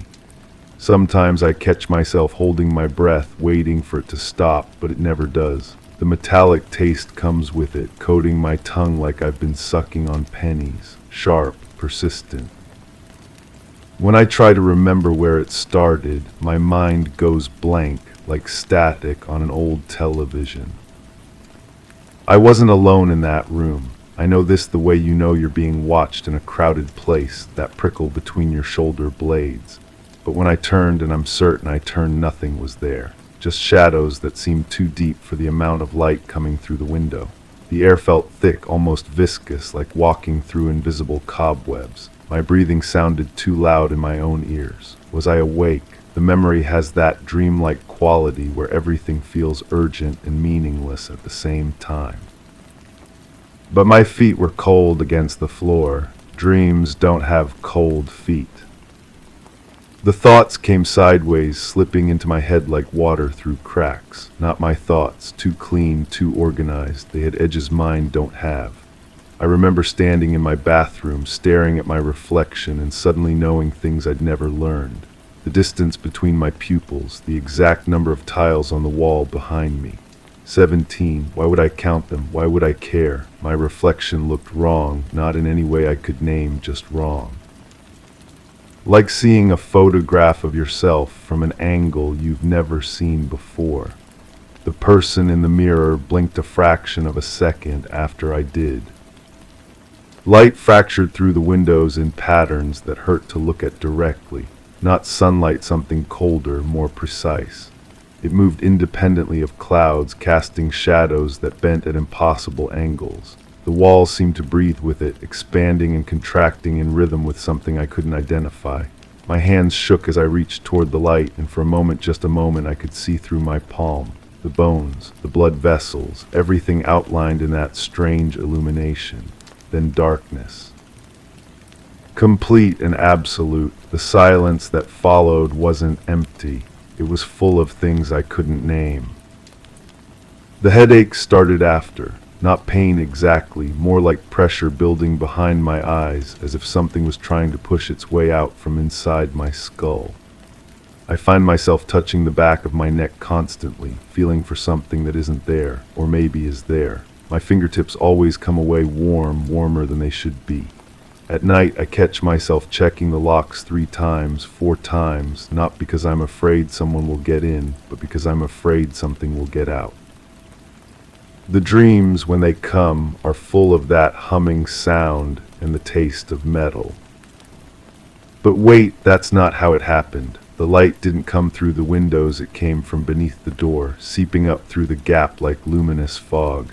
I was on my hands and knees, pressing my face to the floor to see under the door, and the light was warm against my cheek, welcoming. The humming was softer then, almost musical. My reflection in the bathroom mirror was smiling, even though I wasn't, or maybe I was. Memory is unreliable. The cold draft wasn't cold at all, it was body temperature, like breath against my skin. Someone standing very close, but when I reached out, my fingers found nothing but air that felt somehow occupied. I don't try to understand anymore. Understanding requires linear thinking, and my thoughts move in spirals now, circling back on themselves, never quite landing where they started. The humming has become background noise, like the sound of my own heartbeat. I've stopped checking the locks. Whatever needed to happen has already happened. The person in the mirror looks like me again, mostly. The headaches have faded to a dull awareness, like knowing you're forgetting something important but not caring enough to remember what. Sometimes I catch myself counting things, tiles, heartbeats, the spaces between words. 17 is still significant, though I can't recall why. The door still creaks when I open it, but the sound is different now, expectant, as if it's waiting for something to walk through, or maybe something already has. Story 7. The morning sun sliced through the slats of the faded blinds, casting stripes across the speckled kitchen table. A gentle hum of the refrigerator was the only sound, clinging to the air like a whisper. Everything appeared untouched, familiar, until the breeze nudged the picture frame hanging perfectly centered on the wall just slightly askew. Beneath its edge, a sliver of something darker hidden behind. The silence suddenly felt too loud. I remember staring at that frame. Or do I? Sometimes I think I'm making it up, this need to start somewhere, to find a beginning when everything feels like the middle of something I can't name. The doctors say trauma fragments memory, turns it into puzzle pieces scattered across a floor you can't see clearly. But they don't understand. This isn't just forgetting. This is something reaching through the cracks, trying to show me what I'm not supposed to remember. The kitchen, yes, the kitchen comes back in flashes, the taste of copper in my mouth, though I hadn't been bleeding. The way the linoleum felt cold against my bare feet, even though I was wearing shoes. Or was I? Details shift like smoke. I know I was standing there looking at that frame, but sometimes in the memory I'm sitting. Sometimes I'm not even in the kitchen at all. There's a sound that follows me through these fragments. A low-frequency hum, deeper than the refrigerator, deeper than anything electrical should be. It vibrates in my chest cavity, makes my teeth ache. When I try to focus on it, it slips away, but it's always there at the edges, like tinnitus made of dread. The doctors can't hear it in my descriptions. They nod and write things down, but their eyes go flat when I mention the hum. I remember hands, not my hands, pale fingers against dark fabric, or maybe dark fingers against pale fabric. The memory inverts itself, becomes its own negative. These hands were doing something, adjusting something. The picture frame, no, that's not right, something else. Something that required careful positioning, precise angles. I can feel the concentration radiating from those hands, the way you can sense someone watching you even with your eyes closed. The smell comes next when I'm not expecting it. Ozone and warm metal, like the air before a storm, but contained, focused. It clings to my clothes in the memory, seeps into my skin. Sometimes I wake up and think I can still smell it, but when I try to identify it, try to place it somewhere in the world I know, it dissolves. The scent of something that shouldn't exist or shouldn't be where it was. There's a door in my house that I avoid now. I don't remember deciding to avoid it, but my body knows. My feet change direction when I'm walking that way, find reasons to turn around. The door is white, ordinary, with a brass handle that needs polishing, nothing special about it. But in my peripheral vision, sometimes there's light underneath it, not electric light, something cooler, more blue. When I look directly, the light is gone, but the afterimage burns in my retina like staring at a camera flash. I've tried to reconstruct the sequence, to build a timeline from these scattered pieces. I make lists, draw diagrams, try to logic my way back to what happened. But logic doesn't apply to broken things, and I am undeniably broken. The harder I push, the more the memories retreat, like trying to cup water in my palms. They slip through the spaces between my fingers, leave me holding nothing but the dampness of almost remembering. The figure appears in different fragments, never complete, never clear. Sometimes just a silhouette against a window I don't recognize. Sometimes a reflection in a surface that shouldn't reflect anything. The figure doesn't move like people move. It's too still, too perfectly positioned, like someone arranged it there and forgot to animate it. When I try to see its face, my mind goes white. Static fills the space where features should be. I know I spoke to someone. The memory of conversation exists without words, like remembering a song but not the lyrics. There was an exchange, information passed between us, but the content has been scraped away, leaving only the shape of communication. My throat feels raw in the memory, as if I'd been talking for hours or screaming. The distinction blurs when I try to focus on it. The temperature in my house changed that day, or maybe my perception of temperature changed. Everything felt degrees off, like stepping into a room where someone had adjusted the thermostat just enough to notice, but not enough to identify. My skin prickled with goosebumps that had nothing to do with cold. My palms sweated though I wasn't nervous. My body was responding to something my conscious mind couldn't process. There's a gap, a clean surgical absence where hours should be. I remember the morning light through the blinds, then suddenly it's dusk and I'm sitting in a different chair in a different room with the taste of something bitter coating my tongue. The transition is missing, cut out like a scene deleted from a film. But the missing time has weight, presence. It sits in my chest like a stone, heavy with significance I can't access. The mirror in the hallway shows me things that aren't there. Or rather, it doesn't show me things that should be there. Sometimes my reflection is delayed, takes a half second too long to catch up with my movements. Sometimes the room behind me in the mirror contains furniture I don't own, walls painted colors I've never chosen. The mirror itself is old, inherited from someone whose name I can't recall, its silver backing spotted with age. But the spots move sometimes, shift position when I'm not looking directly. I find objects in my pockets that I don't remember putting there. Small things, insignificant things, a button that doesn't match any of my clothes, a key that doesn't fit any lock in my house. A piece of paper folded so many times it's become soft as fabric, but when I unfold it, it's blank. These objects feel important, loaded with meaning I can't decode. I keep them in a drawer now, arranged in patterns that feel right but make no logical sense. The sounds are getting stronger, not just the hum but other things. Footsteps in rooms I'm not in, doors closing with no one to close them, the soft whisper of fabric against fabric. My house has developed a voice and it's speaking in a language I almost understand. Sometimes I catch myself listening, head tilted, trying to parse meaning from the symphony of small noises that houses make. But these aren't house noises. They're too purposeful, too rhythmic.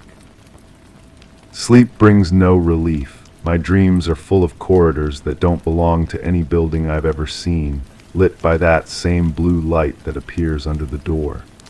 In the dreams, I'm always walking toward something, but the corridors stretch and bend, keeping my destination just out of reach. I wake with my legs aching as if I'd actually been walking for hours, my sheets soaked with sweat that smells like ozone and fear. The picture frame has moved again. I'm certain of this, though I can't prove it. The image inside shows a landscape I don't recognize, though I must have chosen it at some point. Rolling hills under a sky that's the wrong shade of blue, too saturated, too vivid. There are no people in the picture, no animals, no signs of life at all. Just the hills and the sky and something that might be a structure in the distance, too small and blurred to identify. I've started talking to myself, or maybe I've always talked to myself and I'm just noticing now. Full conversations, questions and answers, as if there's someone else in the room with me. Sometimes I catch myself mid-sentence and can't remember what I was saying or why I was saying it. My voice sounds strange to me now, like hearing a recording of yourself, but worse. Like my vocal cords have been retuned to a slightly different frequency. The pattern is becoming clearer, though I'm not sure I want it to. The fragments are arranging themselves, finding their proper places in a sequence I'm afraid to complete. Each recovered memory brings me closer to something I've been running from, something my mind has been protecting me from by scattering the pieces. But protection and prison are sometimes the same thing, and I'm tired of living in the spaces between memories. There was a moment of choice, I remember that much now. Standing in my kitchen, looking at that crooked picture frame and feeling the weight of decision pressing down on me. Two paths diverging, and I chose the one that led me here, to this fractured state where reality bends at the edges and nothing stays where I put it. But I can't remember what the other choice would have been, what normal life I might have preserved if I'd turned away. The hum is constant now, no longer hiding at the edges of perception. It fills my skull, vibrates in my bones, makes my vision blur at the periphery. It's not unpleasant exactly, but it's changing me, tuning me to some frequency that human ears weren't meant to receive. I understand now that it was never just a sound. It's a signal, a carrier wave for information that bypasses language and logic, plants itself directly in the primitive parts of the brain that remember what we used to be before we learned to think in words. The door I've been avoiding has been opening itself, just a crack, just enough to let that blue light seep into the hallway like fog. I tell myself it's the house settling, changes in air pressure, perfectly normal explanations for perfectly normal phenomena. But normal doesn't explain the way the light moves, pulsing in rhythm with the hum, or the way shadows fall wrong in its presence, bending toward the light instead of away from it. I'm writing this down because I think I'm running out of time. Not dying, nothing so simple as that, but the fragments are reassembling themselves whether I want them to or not, and when they're complete, when the picture is whole again, I don't think I'll be the same person who started remembering. The memories aren't just returning, they're changing me, rewiring the connections in my brain to accommodate truths that don't fit in the world I thought I knew.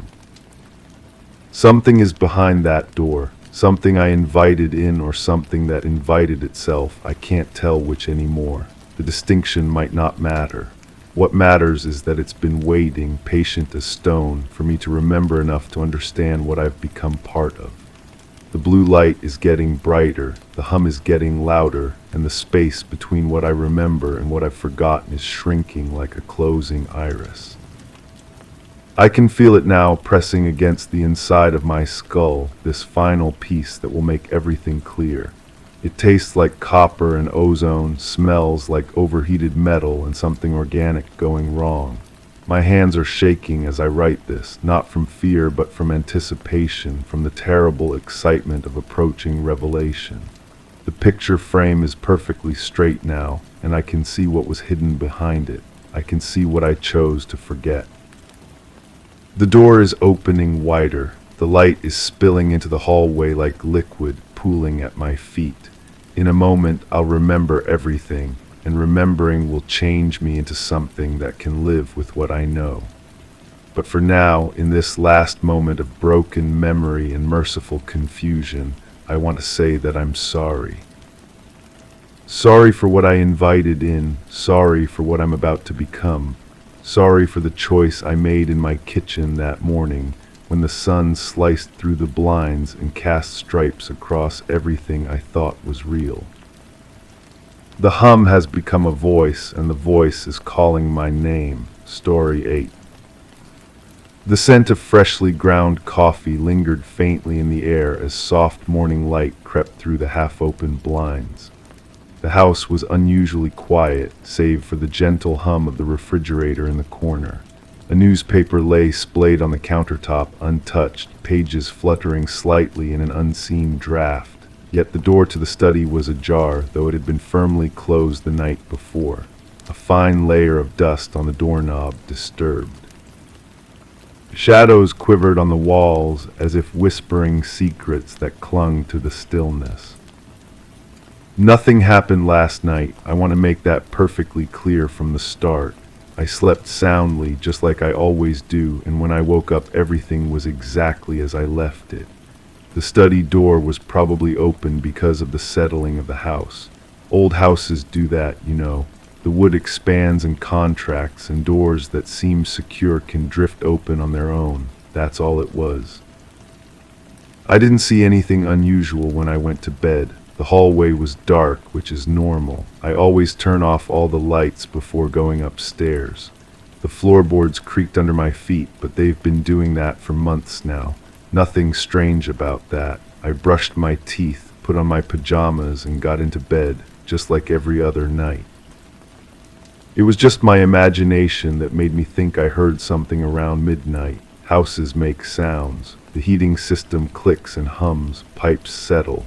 Sometimes the wind catches the gutters and makes them rattle. That's probably what I heard. A perfectly ordinary sound that my half-asleep brain turned into something else. The human mind does that when you're drowsy. It fills in gaps with nonsense. I definitely didn't get up to investigate. Why would I? There was nothing to investigate. But if I had gotten up, which I didn't, I would have noticed that the hallway felt different somehow. Colder maybe. Though that makes sense because I usually keep the thermostat low at night to save on heating bills. The air felt thicker too, but that's probably just because I was tired and my senses weren't working properly. The sound wasn't like footsteps. It was more like a dragging noise, but houses settle and things shift. Maybe something fell over in the basement. I have boxes down there that aren't stacked very securely. One of them probably toppled over. That would explain the rhythmic scraping sound that seemed to move from one end of the house to the other. Just a cardboard box sliding across the concrete floor as the house shifted on its foundation. I must have been dreaming when I thought I saw that pale light under the study door. Dreams can feel incredibly real sometimes. In the dream, the light wasn't electric. It was too steady for a flashlight and too dim for an overhead bulb. More like moonlight, except it was coming from inside the room instead of through the windows. But that's impossible, which is how I know it was just a dream. Light doesn't work that way in the real world. The doorknob was cold when I touched it in my dream, colder than metal should be, even in winter. It felt almost wet, but my hand came away dry. That's another reason I know none of this actually happened. Dream logic doesn't follow the rules of physics. In dreams, things can be cold and warm at the same time, wet and dry, real and impossible. I didn't open the door. I would remember opening it, but somehow I knew what was inside the study, which proves this was all just my subconscious mind creating a story. The room was exactly as I left it, except the furniture had been moved, not dramatically, just shifted slightly as if someone had been using the space and hadn't put everything back in quite the right place. The desk was 3 inches to the left. The chair was turned at a different angle. The bookshelf seemed taller, though that's obviously impossible. The smell in the room was probably just old books and dust. Libraries have that same metallic scent sometimes. It wasn't unpleasant, just unfamiliar, like copper pennies mixed with ozone after a thunderstorm. But there hadn't been any storms recently, and I don't keep loose change in the study, so it must have been my imagination filling in sensory details to make the dream feel more realistic. I definitely didn't see anyone sitting in my chair. The chair was empty. It's always empty when I'm not using it, but if someone had been sitting there, which they weren't, they would have been facing away from the door. I could see the back of their head, or I would have been able to if there had been anyone there to see. Dark hair, longer than mine, hanging straight down past the collar of what might have been a gray shirt or jacket. The person who wasn't there didn't turn around when I opened the door that I didn't open. They just sat perfectly still, like they were waiting for something. Their breathing was so quiet I couldn't hear it, but I could see their shoulders moving slightly up and down in a rhythm that seemed too slow for a living person. But since no one was actually there, this is just my mind creating details that don't mean anything. I wasn't afraid. Why would I be afraid of my own imagination? But my heart was beating faster than normal, and my hands were shaking slightly. That's probably because the house was cold and I was only wearing thin pajamas. The human body reacts to temperature changes even during dreams. It's a survival mechanism that evolution built into us over millions of years. The figure that wasn't there didn't speak, but somehow I knew they wanted to show me something. That's how dreams work. Information just appears in your head without any logical source. They gestured toward the window without moving their arm, and I found myself walking across the room without deciding to move. Dream movement is different from real movement. You glide instead of walk, and distances change without warning. The window overlooked the backyard just like it always has, but the view was wrong somehow. The trees were in different positions, and there was a structure out there that I'd never seen before. It looked like a shed or a small building, but it was made of the same gray material as the person's shirt. The walls seemed to shift and breathe like living tissue, but that's obviously impossible. Buildings don't breathe. My subconscious was just mixing up categories and creating surreal imagery. I could see other figures moving around the structure, but they were too far away to make out clearly. They moved in a coordinated way, like they were performing some kind of work or ritual, but not a religious ritual, something more practical and mundane like gardening or construction. Except their movements were too fluid and synchronized to be entirely human, more like a dance or a carefully choreographed performance. The person in the chair still hadn't turned around, but now I could see their reflection in the window glass. Except it wasn't really their reflection. It was my own face, but wrong somehow. My features were the same, but the expression was different, more peaceful than I ever look in real mirrors, more accepting. Like I had finally stopped fighting against something I'd been resisting for a long time. I didn't want to look at that reflection, so I turned back toward the chair. but now it was empty, which proved that no one had been sitting there in the first place. The room was exactly as I had left it, except for the lingering smell of copper and ozone, and the fact that all the books on the shelf were now facing backward, with their spines against the wall and their pages exposed. But I must have arranged them that way myself and forgotten about it. I closed the door and went back to bed, or rather I woke up in bed because the whole experience had obviously been a dream. A very vivid and detailed dream, but just a dream nonetheless. I pulled the covers up to my chin and tried to forget about the strange images my subconscious had created. Dreams don't mean anything anyway. They're just random neural firing patterns that the brain experiences during sleep cycles. But I couldn't stop thinking about the way the person's hair had looked so real. The individual strands were visible, and they moved slightly as if stirred by an unfelt breeze. Dream imagery is usually fuzzy and indistinct, but this had been sharp and clear. I could even see the tiny imperfections in their scalp where the hair follicles emerged from the skin. That level of detail seemed unusual for a dream, but the human brain is capable of incredible complexity even during sleep. I must have fallen back asleep eventually, because the next thing I knew it was morning and sunlight was streaming through the bedroom windows. Everything was normal again.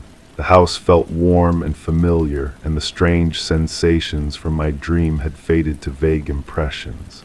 I made coffee, read the newspaper, and went about my usual morning routine, just like every other day. The study door was closed when I walked past it on my way to the kitchen.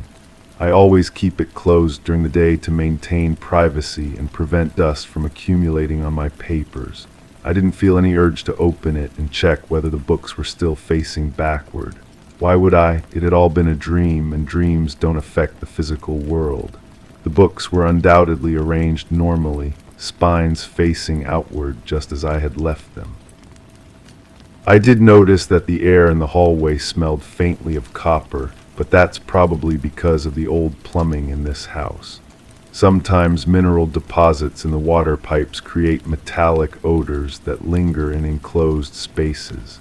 It has nothing to do with my dream. The two phenomena are completely unrelated, and any connection between them exists only in my imagination. The rest of the day passed without incident. I worked on some projects, ate lunch, took a walk around the neighborhood. Everything was perfectly ordinary and rational. I didn't think about the dream at all, except to remind myself occasionally that it hadn't been real. Dreams can feel very convincing while they're happening, but in the clear light of day, their impossibility becomes obvious. I didn't avoid the study. Why would I avoid a room in my own house? I simply had no reason to go in there during the day. All my work materials were organized and accessible, and I prefer to use that room only in the evenings when the natural light is softer and more conducive to concentration. It's a matter of personal preference and routine, nothing more. But now it's getting dark again, and I can hear those settling sounds that old houses make as the temperature drops. The heating system is clicking on and off, and the pipes are expanding and contracting with their usual metallic groans. Perfectly normal sounds that have perfectly rational explanations. There's nothing to be concerned about. I'm going to brush my teeth and go to bed soon, just like I do every night.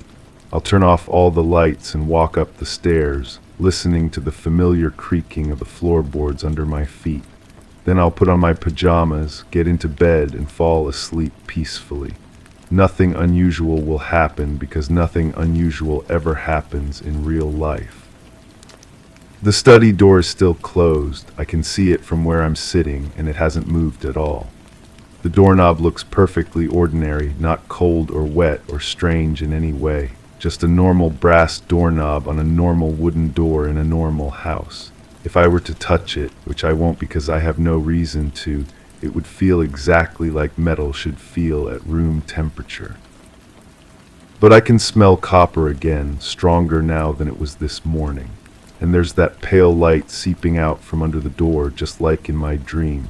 Except this isn't a dream, which means there must be a rational explanation.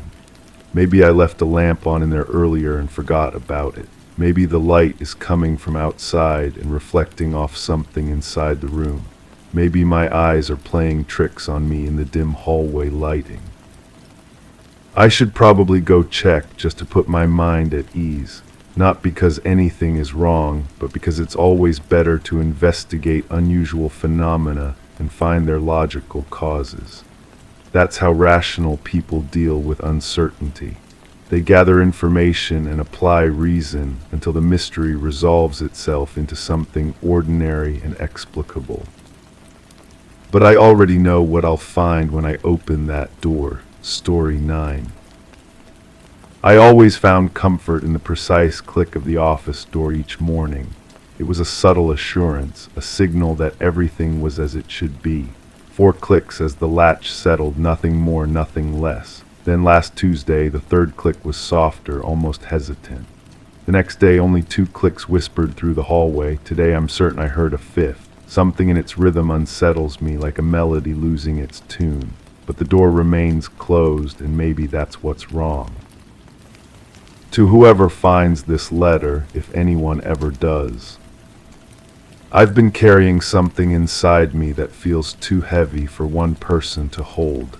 Maybe writing it down will make it lighter. Maybe it will make it real. I'm not sure which possibility frightens me more. I need you to understand that I was never the type to notice things that weren't there. I counted clicks because I liked order, not because I heard voices in the walls or saw shadows where there shouldn't be any. I was ordinary, painfully, beautifully ordinary, the kind of person who could disappear in a crowd and feel grateful for it. But something happened to me. I can't tell you when it started exactly, because the beginning feels like trying to remember the first time you noticed your own heartbeat.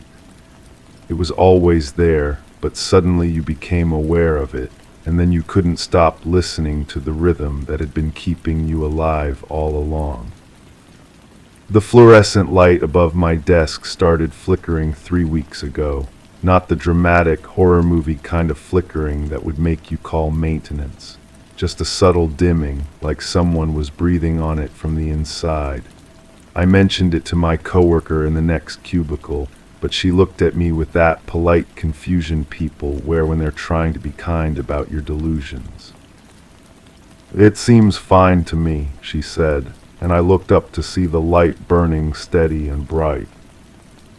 But I could still feel it pulsing against my skin. That's when I started paying attention to other things. The way the elevator would sometimes stop on floors that didn't exist on the button panel. How my reflection in the bathroom mirror would take just a moment too long to follow my movements, like it was thinking about whether it wanted to copy me or do something else entirely. The worst part wasn't that these things were happening. The worst part was how natural they began to feel. I started staying late at the office, not because I had work to finish, but because I was afraid to leave. Not afraid of what might be waiting for me outside, but afraid that if I left, I might not be able to find my way back to this version of reality. The one where the clicks were wrong but still recognizable. The one where the light flickered but still gave light. Do you know what it feels like to become a stranger to yourself? Not in the poetic way people talk about growing and changing. I mean literally looking at your hands and not recognizing the fingerprints. Hearing your voice on a voicemail and knowing with absolute certainty that those vocal cords don't belong to you. I tried to tell someone. My sister called one evening while I was sitting in my car in the office parking lot, afraid to drive home because the streetlights were arranged differently than they had been that morning. She asked how I was doing, and I almost told her everything. But when I opened my mouth, what came out was, "Fine, just tired." Because how do you explain that the world is reshaping itself around you in ways so subtle that even you aren't sure they're real? The clicking got worse or better, I can't decide which. Now it's not just the office door, it's everything. The turn signal in my car clicks in patterns that spell out messages I can almost understand. The heating system in my apartment ticks out rhythms that feel like Morse code for emotions that don't have names. The keyboard under my fingers right now is clicking in harmonies that make my teeth ache. I've started making lists of things I'm sure about. My name is still my name. The sun still rises. Water still flows downhill. People still can't see me the way I see them. That last one wasn't supposed to be on the list. But it's true, I catch them looking through me sometimes, like I'm a window they're trying to see past. The barista at the coffee shop I've been going to for 2 years asked me yesterday if I was new in town. My neighbor, who used to wave every morning, now looks at me like I'm a door-to-door salesman who might be dangerous. I'm fading, but not in the way you'd expect. I'm becoming more myself than I've ever been, and that's the problem. It's like someone turned up the contrast on my existence, and now I'm too vivid for this world to process, too real for reality. The clicking has stopped entirely now. I've been sitting at my desk for hours and there's nothing but silence from the door, but I can feel something on the other side of it waiting, not malevolent, just patient, like it knows I'm almost ready. Ready for what, I don't know. Maybe I'm losing my mind. Maybe I lost it weeks ago and I'm just now noticing. Maybe the clicking was never there at all, and I've been having an extended conversation with my own isolation. Maybe the fluorescent light never flickered, and my reflection was always perfectly synchronized, and the elevator only ever stopped on floors that exist. Maybe I'm just tired. But if that's true, then why do I feel more awake than I've ever felt in my life? I can see colors now that don't have names. I can hear the frequency that loneliness makes when it thinks no one is listening. I can taste the metallic edge of reality bending just enough to accommodate something that doesn't quite fit. I think I'm becoming something else, not something inhuman, but something more human than human is supposed to be. Like I'm developing extra dimensions that this world can only hold for so long before it has to let me go. The strangest part is that I'm not afraid anymore. I was terrified when the clicking started changing, when my reflection began hesitating, when people stopped seeing me properly. But now I understand that fear was just the sound of my old life cracking open to make room for whatever I'm becoming. I don't know if I'll be here tomorrow. Not because I'm planning to leave, but because I can feel the edges of myself becoming transparent, not disappearing, just translucent, like I'm made of colored glass instead of flesh and blood. If you find this letter, and if you're reading it, then maybe that means some part of me made it through. Maybe these words are the only proof I'll leave behind that I existed in the space between what was and what is. Or maybe you'll find this on an empty desk in an office where no one remembers anyone working. Maybe the clicking will start for you, and you'll understand that some changes are too subtle for the world to notice until they're irreversible. I hope you're braver than I was. I hope you listen to the rhythm while it's still recognizable. I hope you remember that ordinary is a choice, and some of us were never meant to make it. The silence is complete now. Even my heartbeat has stopped making sound. But I can still feel it. I can still feel everything. Story 10. I said I hadn't noticed anything unusual. The officer jotted it down, not looking up from his notepad, moving on to the next question. but the air felt dense, charged with a static that made every hair on my arm stand on end. Shadows clung to the corners of the room like secrets eager to be told, and the chill from the window seemed purposeful, deliberate in its intrusion. The wall clock ticked in a syncopated rhythm, as if marking time differently, keeping its own counsel. My shoes left faint impressions on the thin layer of dust that had settled, undisturbed for far too long. Outside, a distant hum of traffic fused with the rustle of leaves, filling the silence I dared not break. A mismatched pair of shoes by the door caught my eye, their laces twisted together in a hurried knot. I drew my coat tighter, feeling the fabric weigh heavy against something I couldn't admit. The night had a way of holding things still, refusing to let them go. But in the dim light, my shadow whispered otherwise. That was 3 weeks ago. The officer never called back. I never expected him to. What troubles me isn't what I told him, it's what I couldn't tell him. What I couldn't remember. There are gaps in my memory, clean surgical cuts where experiences should be. I know something happened that night. My body knows it too. The way my hands shake when I hold certain objects. The way I flinch at sounds that shouldn't startle anyone. The way I catch myself checking locks that I know are already secure. I've been different since then. Friends notice but don't say anything. They ask if I'm sleeping well. They comment on how distracted I seem. They're right to be concerned. I am distracted. Constantly searching for something I can't name. Listening for echoes of an event that feels both distant and immediate.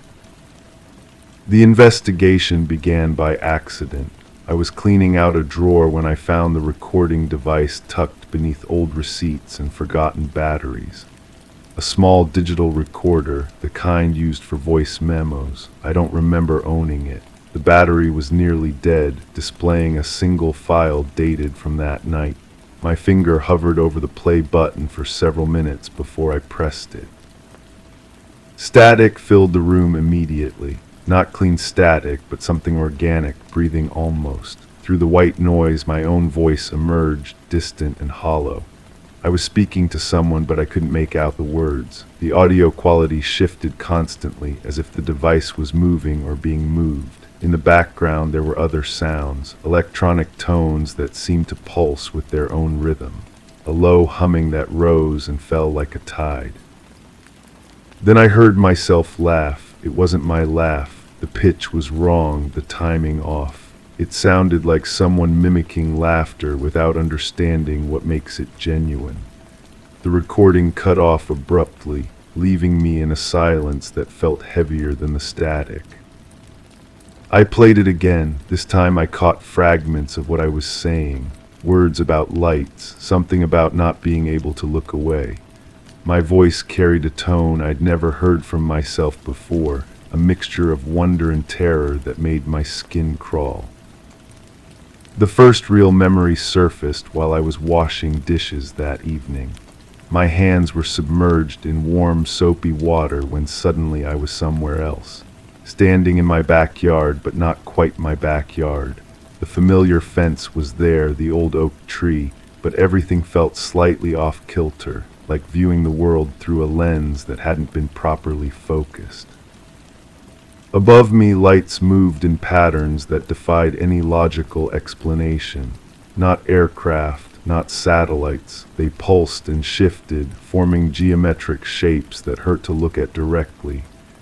Each time I tried to focus on one, it would multiply or fragment, creating new configurations that seemed to respond to my attention. I remember feeling disconnected from my own body, as if I was watching myself watch the lights. My neck craned upward at an angle that should have been uncomfortable, but I felt no strain. My breathing was shallow and rapid, but I wasn't out of breath. Everything was wrong in ways that felt almost right. The memory faded as quickly as it had come, leaving me gripping the edge of the sink, water dripping from my hands onto the floor. The kitchen looked exactly as it had moments before, but something had changed. The shadows fell differently. The refrigerator's hum seemed louder, more insistent. I began keeping a journal after that, documenting every fragment that surfaced. The entries started simple, clinical observations about recovered memories, but as the days passed, the handwriting changed. Sometimes it was cramped and hurried, as if I was racing to capture details before they disappeared. Other times it was loose and flowing, like I was writing in a dream state. One entry, written in handwriting I barely recognized as my own, described a sound I couldn't possibly have heard. A frequency that seemed to bypass my ears entirely, vibrating through my bones and teeth. The words on the page insisted that this sound was beautiful, transcendent even, but reading them made me nauseous. Another fragment emerged while I was driving. The radio was playing soft jazz when suddenly the music distorted, stretching and warping until it became something else entirely. For just a moment, I heard that same electronic pulsing from the recording. My hands tightened on the steering wheel as another piece clicked into place. I was back in the yard again, but this time I wasn't alone. There was a presence behind me, close enough that I should have been able to feel its breath on my neck. But when I tried to turn around, my body wouldn't respond. I was locked in place, forced to keep watching the impossible dance of lights above while something observed me with the same intensity. The presence didn't feel malevolent, which somehow made it worse. It felt curious, clinical even, like I was a specimen being studied, catalogued, understood in ways I couldn't comprehend. My skin prickled with the sensation of being examined, measured, found either wanting or acceptable for purposes I couldn't fathom. Strange things began happening in the present as I dug deeper into these recovered memories. My reflection in mirrors started lagging behind my movements by fractions of a second. I would turn my head and catch my reflection completing the motion a heartbeat later. Photographs of myself from after that night showed inconsistencies I couldn't explain. In some, my shadow fell in the wrong direction. In others, my eyes reflected light in ways that looked almost metallic. The sounds were getting worse too. I would hear that electronic pulsing at random moments throughout the day. In the grocery store, between the beeping of scanners. In the shower, mixed with the sound of running water. Always just quiet enough that I could convince myself I was imagining it, but persistent enough that I knew I wasn't. I found more evidence scattered throughout my home. A small metallic object tucked inside a book I hadn't opened in months. It was smooth and warm to the touch, roughly triangular, but with edges that seemed to shift when I wasn't looking directly at them. The metal, if it was metal, had a quality that made my fingertips tingle. Sometimes it would vibrate slightly, irregularly, like a phone receiving a signal from very far away. Another memory surfaced while I held this object. The lights above me had descended, no longer distant points in the sky, but close enough to illuminate my face with their cold radiance. I could see my own shadow stretched across the grass, but it was wrong. Too long in some places, too short in others, moving independently of my body in subtle ways. The air around me smelled like new plastic and cold blood, a combination that should have been revolting but felt oddly familiar, almost nostalgic. I remember breathing it in deeply, as if it was the most natural thing in the world. In this recovered moment, I was no longer just an observer. I was participating in something, though I couldn't understand what. My hands moved without my conscious direction, tracing patterns in the air that the light seemed to follow. It felt like conducting an orchestra of impossibilities, each gesture creating responses that defied every law of physics I thought I understood. The most disturbing part wasn't the strangeness of the experience. It was how natural it felt. How right, like I was remembering something I had always known but had been forced to forget. My investigation took on an urgency that bordered on obsession. I searched through old files on my computer, looking for any documentation of that night. I found fragments, a browser history showing searches for astronomical phenomena, downloaded images of weather patterns that looked nothing like any weather I'd ever seen, a half-written email to someone I didn't recognize, describing experiences that matched my recovered memories but written in a voice that didn't sound like mine. The email was never sent. It cut off mid-sentence, right after describing the moment when the lights began to respond to my gestures. The final words were, "I think they're trying to show me something important, something about the way reality actually works underneath all our assumptions. I can feel my understanding changing, expanding. It doesn't hurt. It feels like coming home to a place I never knew I'd been missing." Reading those words triggered the clearest memory yet. I was still in my backyard, but the familiar landscape had been transformed into something that belonged to a different kind of physics. The grass beneath my feet rippled like water. The air itself seemed to have weight and texture, flowing around me in currents I could see as well as feel. The presence behind me was closer now, no longer content to simply observe. I could feel it reaching toward me, not with hands, but with something that bypassed the physical entirely. It touched my mind with a gentleness that was more terrifying than any violence could have been. In that moment of contact, I understood, not the details, not the purpose, but the scope of what was happening. This wasn't an isolated incident. It was part of something vast and ongoing, a process that had been unfolding long before that night and would continue long after. I was just one point of contact in a network that spanned distances and dimensions I couldn't conceive of. The understanding came with a cost. I could feel parts of my memory being carefully edited, selected experiences lifted away like pages being removed from a book. But the removal wasn't violent. It was considerate, surgical, designed to leave me functional while protecting me from knowledge that would have shattered my ability to exist in the world I thought I knew. I should have been grateful for that protection. Instead, I felt cheated, robbed of an experience that had fundamentally changed me. The person who returned to the house that night was not the same person who had gone outside to investigate the strange lights, but only I would ever know that. To everyone else, I was just a little more distracted, a little more prone to staring at empty spaces as if I was seeing something they couldn't. As I write this, the metallic object sits on the desk beside me, pulsing with its irregular rhythm. Each vibration sends a small shock through the wood, a reminder that some things can't be explained away or forgotten completely.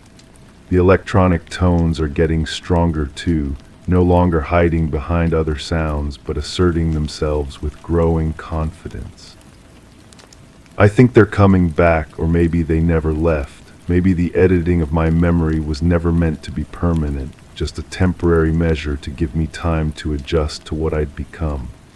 The gaps in my recollection are filling themselves in, not with memories, but with something else. Knowledge that arrives without context, understanding that bypasses experience entirely. My shadow is moving wrong again. In the lamplight, it stretches across the wall in directions that don't match my position. Sometimes it moves before I do, anticipating gestures I haven't made yet. Other times it lags behind, creating a strange doubling effect that makes me question which one of us is real. The investigation is coming to an end, not because I've found answers, but because I'm running out of questions that matter. The fragments are reassembling themselves into a picture that's larger and stranger than anything I could have imagined. But the picture isn't complete.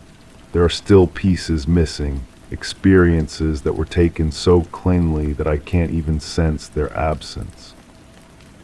I'm beginning to suspect that's intentional, that the investigation itself was part of the process, a way of gradually reintroducing me to concepts and experiences that would have been overwhelming all at once. Each recovered memory, each strange occurrence, each moment of growing unease has been preparing me for something. The lights are back tonight. I can see them through the window, moving in their impossible patterns against the darkness. They're brighter than I remember, more insistent. My body is responding to their presence in ways I don't fully understand. My heartbeat is synchronizing with their pulsing rhythm. My breathing is becoming shallow and rapid, but I don't feel distressed. I feel ready. The metallic object is vibrating more strongly now, its irregular pulse becoming steady, purposeful. The electronic tones are rising in pitch and complexity, creating harmonies that shouldn't be possible with the simple sounds I thought I was hearing.